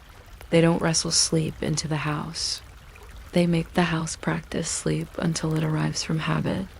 If you're still awake, you can practice now by letting your shoulders learn the shape of the pillow the way Nile water learns the shape of a jar. Easily, again. Tess and Taret had an impressive travel schedule. They visited cosmetic kits, looming from the bowls where green and black powders rested. They supervised mirrors of polished copper, amused at the way faces flatten into coins. They appeared on ivory clappers used by musicians, on the sides of beds carved like boats, and on coal spoons whose handles were dancers frozen politely mid-step. Tattooed on the thighs of some dancers and on the upper arms of some mothers, Bess kept watch like a permanent bracelet. He was not shy about being portable. He understood the logic of pocket-sized confidence. Taret often decorated cosmetic spatulas shaped like her own, profile practical and symmetrical rests for the tiny scoops that keep cheeks interesting during festivals. There's even a curious little amulet in which she balances on a knife blade, as if showing that sharp edges behave when a hippo decides they will. The humor is soft but precise, the ordinary lens. The second scene of night belongs to doorways. Egypt loved thresholds. On lintels, people carved small eyes and set bowls of salt on shelves that could balance dust. Above many doors, a strip of faience tiles spelled a protective sentence in beads. The words weren't loud. The beads did the talking. Bay stood on the threshold as if auditioning for a play called I've Got This, and somehow he did. A strip of goat hair was tied across the entrance, dyed a soothing blue because blue in Egypt strongly suggests sky, and the sky is famously non-claustrophobic. When wind entered, it took a deep breath of the blue and calmed down. Children sometimes drew a little vase in clay at the corner of the step, and stepping over it every day taught the feet courtesy. Taret preferred interior corners where she could supervise furniture.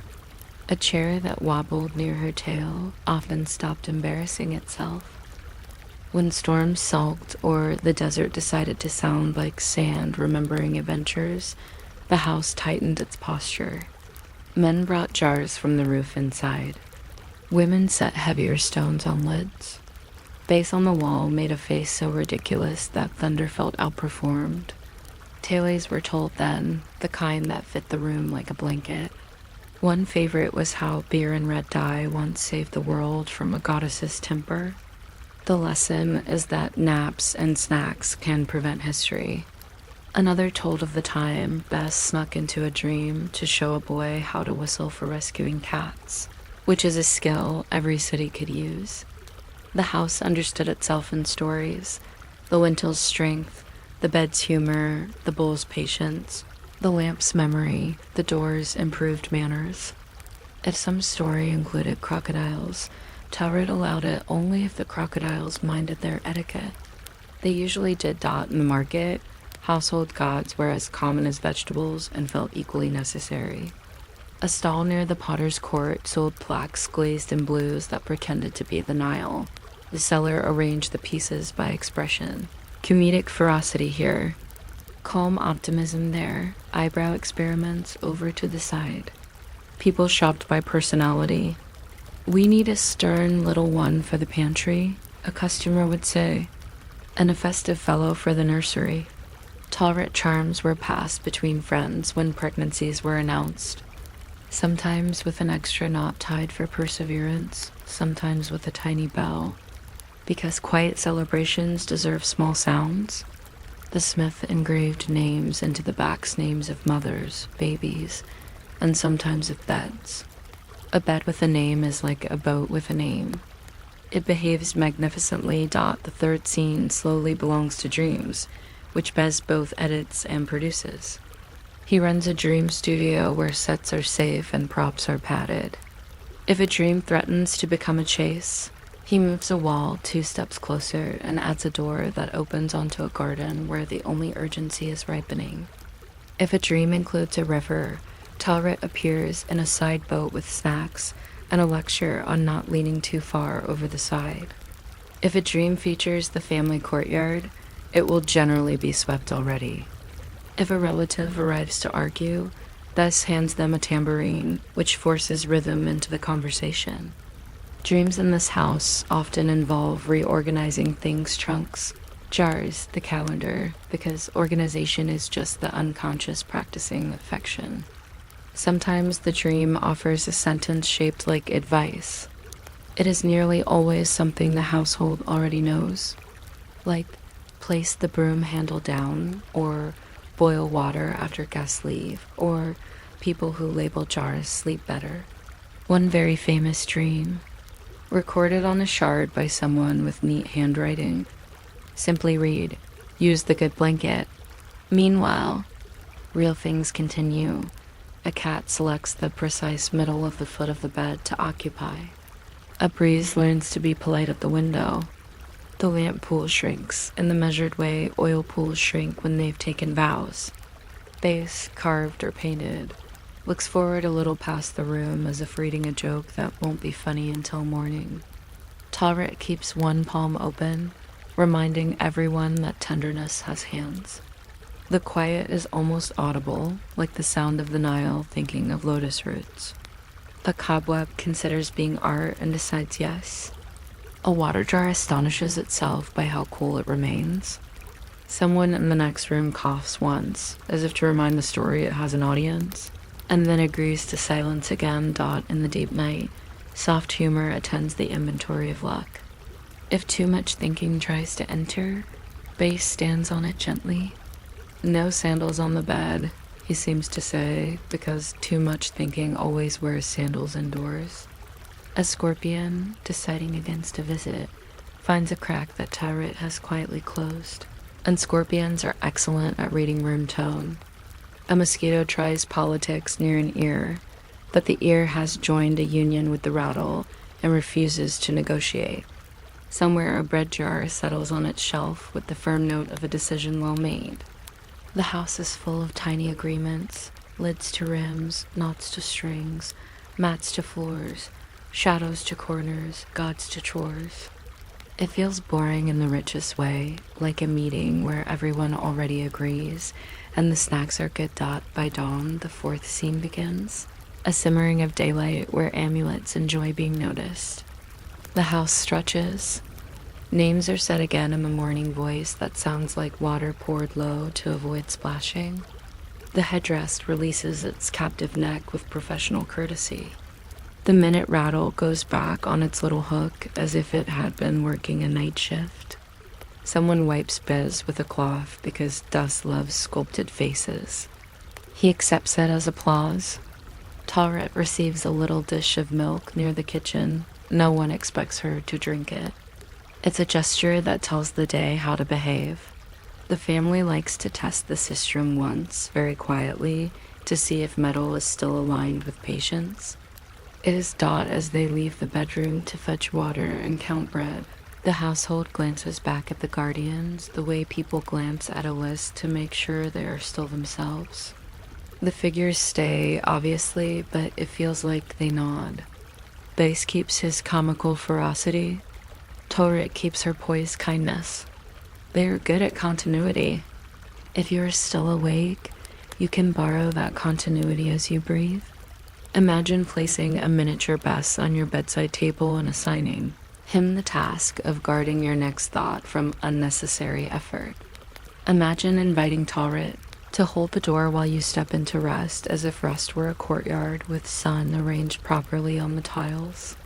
Let your ribs learn the hippo's calm, and your face practice the dwarf's unfashionable cheer. Tell the corners of your room the names of everyone you miss and everyone you like, and also the name of your pillow. Rooms love lists. If sleep comes now, the household gods will continue at their usual speed, which is slow enough to be trusted. The lamp will sigh into wick memory. The beads will blink at the first rumor of sunlight and then go shy again. The ivory wand will dream of parades. Base will pretend to nap with one eye open, ready to sneeze at frightening shadows. Tallret will stand with a tail like a punctuation mark that means the sentence will end kindly. Outside, the street will learn mourning. Donkeys will clear their throats. A neighbor will ask another neighbor about onions, and the Nile will shrug and polish the sky. Inside, the bed will keep practicing boat. The headdress will keep practicing horizon, and the room will stay arranged for returning here later. And if you remain here a bit longer, that's fine too. You can count the little beads as if each were a polite decision. You can let your breath rattle like a tiny sistrum at the softest possible volume. And you can look at the small lion dwarf with the professional tongue and the calm hippo with the patient paw and understand why Egypt gave its sweetest hours to guardians who know that the best magic is a room that remembers how to be safe.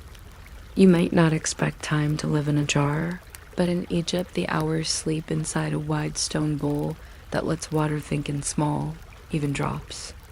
In a quiet room near the temple court, a clepsydra sits on a low stand, lion-faced spout ready, sides etched with careful lines that say where the night should pause. A priest leans close, counting the way one counts breaths when nothing urgent is happening and it's pleasant to be correct. He tips a jug. The bowl drinks.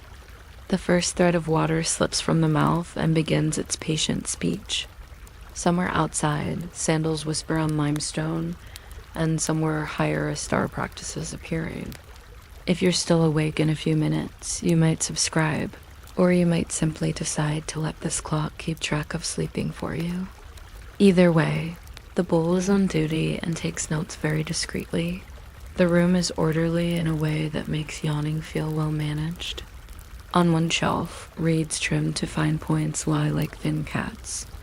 On another, small lamps wait with wicks tucked in, polite as folded napkins. A brick of incense crumbles at the corners the way a good cookie does when it forgives clumsy fingers. The water clock's marks are not numbers as we know them. They are little steps carved down the inside that tell a story of falling. In summer the steps are closer, in winter farther apart, because nights have different lengths and Egypt respects that the sky has moods.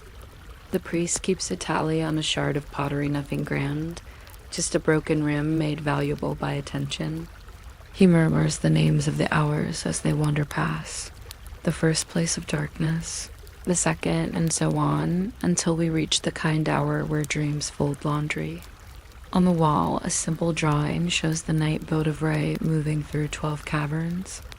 Not hurried, attended by Sayal, who is perception, and whose authoritative utterance. As if to say every hour has a witness and a sentence. Mian, the coiled serpent, cups the boat like a careful hand. Nothing sinister, just good packaging. The priest glances at the sketch, the way a baker checks a recipe he could recite asleep, then returns to the music of chirping. A colleague arrives with a bowl of natron and a reed basket of oiled rags, because clocks admire cleanliness. He rinses the interior with water that once knew the Nile and now enjoys the sophisticated life of being measured. He rubs away the residue with the same patience one uses to polish a thought. On the floor, a simple shadow clock leans against the wall, awaiting tomorrow's light. Its straight edges look eager for employment. A ledger sits open with lines drawn for festivals, for offerings, for the delightful administrative matter of when to replace the lamp wicks. Red ink marks days that enjoy a parade. Black ink marks the rest of life, which is also good. The hours are written down like errands, and nothing in the room has sharp corners. When the stream drops to the second line, the priest tugs a thin cord that rings a bell the size of a grape. Somewhere on the roof, the Star Watcher nods and lifts his marquette, the plumb-line instrument that convinces the sky to hold still. He stretches a cord between two palm wood posts set on a low platform. The cord aligns with the bearing of the north. It is the simplest geometry, a triangle made of patience. Plumb line, stretched chord, quiet person. He cites a decan star rising in its turn. The decans are like a roster, 36 names who work 10 days each in a never-frowning schedule. He whispers the star's title, and the word slips across the rooftop like a cat finding its route. Tonight it is a star whose name means something like foremost of the front, which sounds impressively officious. But the star performs with the calm of a clerk, who has never lost a file. The star watcher keeps a small list tucked into his belt. There are not many words on it, just the order of decans and the reminder that the last 5 days of the year belong to birthdays. Osiris, Horus, Seth, Isis, Nephthys, a run of cake days added when the calendar overflowed slightly and Egypt decided to celebrate the arithmetic. He checks the rim of his water jar and sips so slowly, the sip forgets it is movement. On some nights, he recites the formula for stretching the cord, the ritual architects use at groundbreakings, not because he plans to build a temple before dawn, but because the formula makes the sky feel plumb and the heart too. He has a soft spot for the phrase, with the sight of the Great Dipper, which he thinks of as ancient shorthand for we have located the dependable. Down in the scriptorium, a little chorus of scratches accompanies the hour. Scribes sit with their palettes, 2 wells, black and red, soot and ochre made sociable with gum. They grind a little more black with a rounded stone that has known 6 generations of wrists. Papyrus sheets dry on a reed mat in a row like squares of organized weather. Tonight's work is not dramatic, copying the calendar of lucky and unlucky days, the sort of document householders like to hang behind jars. A line in black suggests you avoid arguing with servants on the 3rd day of Parade 2. Another line suggests you bake bread on the morning of Shamu 3 because yeast admires the moon at that angle. A small red wall sketch shows the sistrum of Hathor, as if to say, in a pinch, shake music. A boy fetches water and watches the reed tips travel through ink and across fiber. This seems to him like rain practicing writing. The senior scribe keeps time with incense sticks. He lights a thin one and fixes it in a bit of clay, and while it burns, he copies a hymn to Thoth, who is very polite about hours. The ash accumulates the way dust accumulates on a shelf of good decisions. When the stick reaches a familiar length, he pinches it out and notes an hour gone.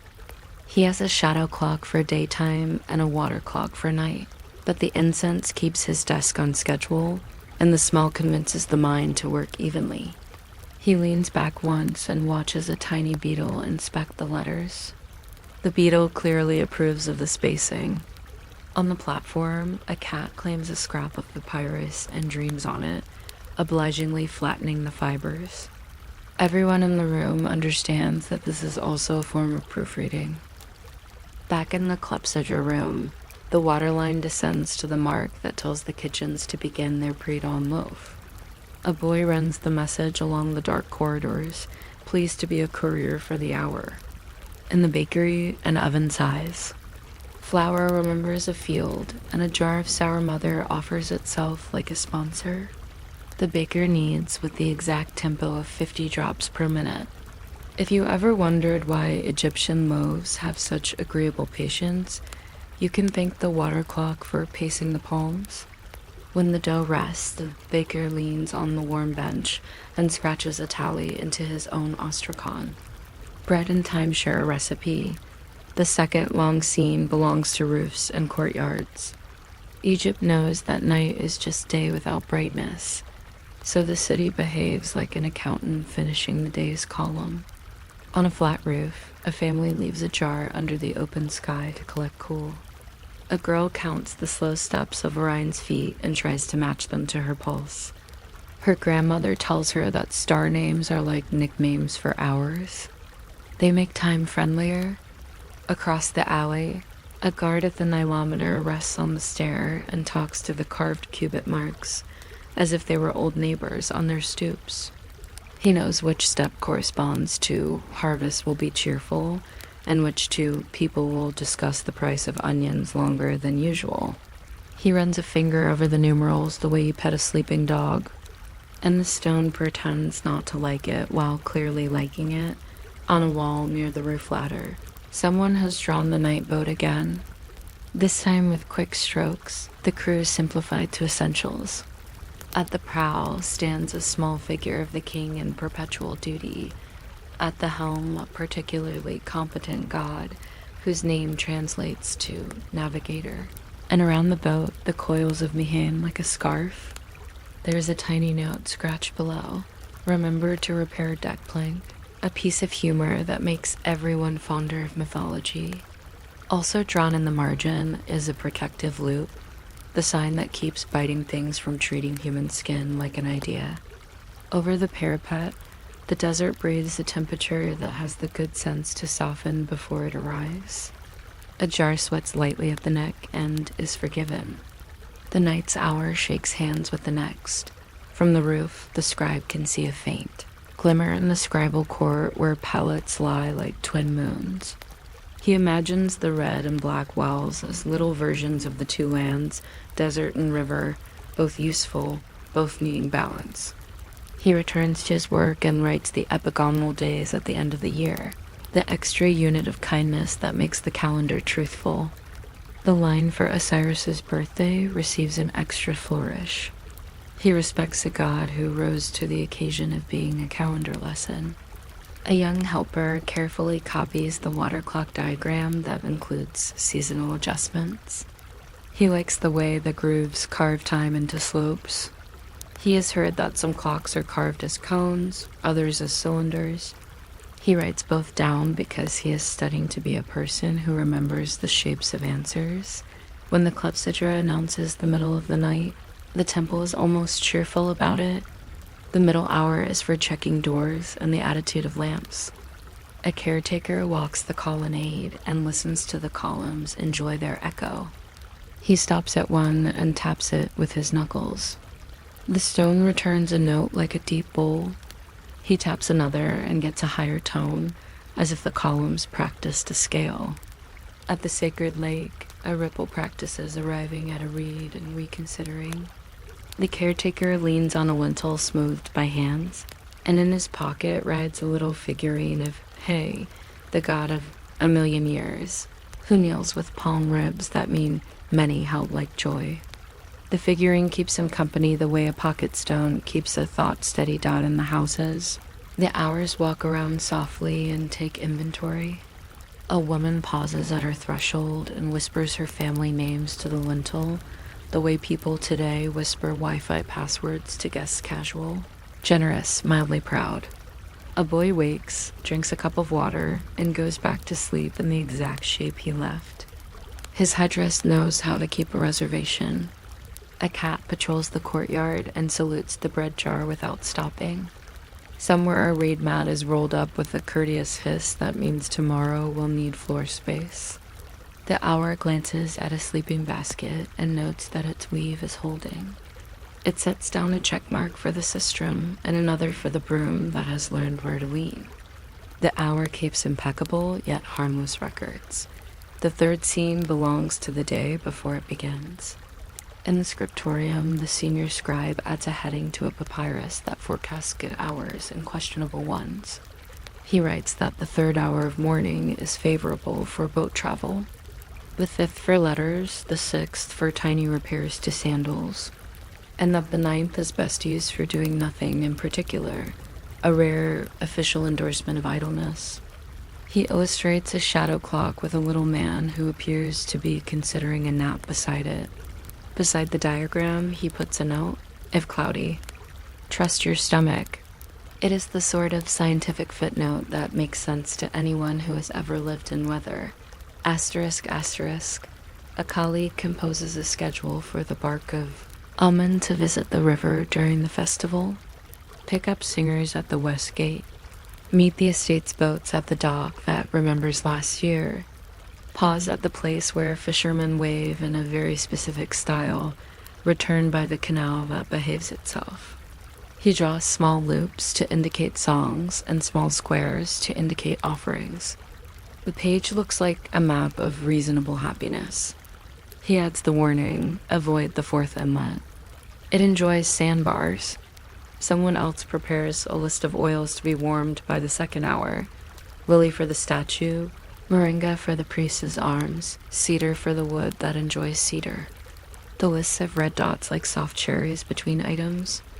It all smells like the inside of a thoughtful cupboard. Ink making is its own hour. The junior scribe brings soot from the kitchen lamps and mixes it with gum in a shell, adding drops of water with the concentration of a magician pouring nothing into something. He rolls little pellets of ink and sets them to dry, each the size of a lentil. Black is the busy ink, red is the holiday voice. His palette bears 2 wells carved shallow and smooth by the persuasion of years. He has scratched his name on the underside along with the spiral. He says the spiral keeps him from forgetting the difference between going around and getting somewhere. No one argues. When the clepsydra reaches the hour before dawn, the city's doors do their favorite trick. They remember how to be hinges. The baker's apprentice carries the first loaves to the courtyard and lets steam behave like weather. A woman with a water jar walks to the river, amused that the jar knows the way. The ferryman unties his boat with knots that have had sleep. The nilometer guard folds up the night and sets it on the 4th step. He nods at the water. He nods at the sky. The sky nods back with a tiny chill, which in Egypt is the equivalent of a letter of introduction. The 4th scene belongs to the first color of morning.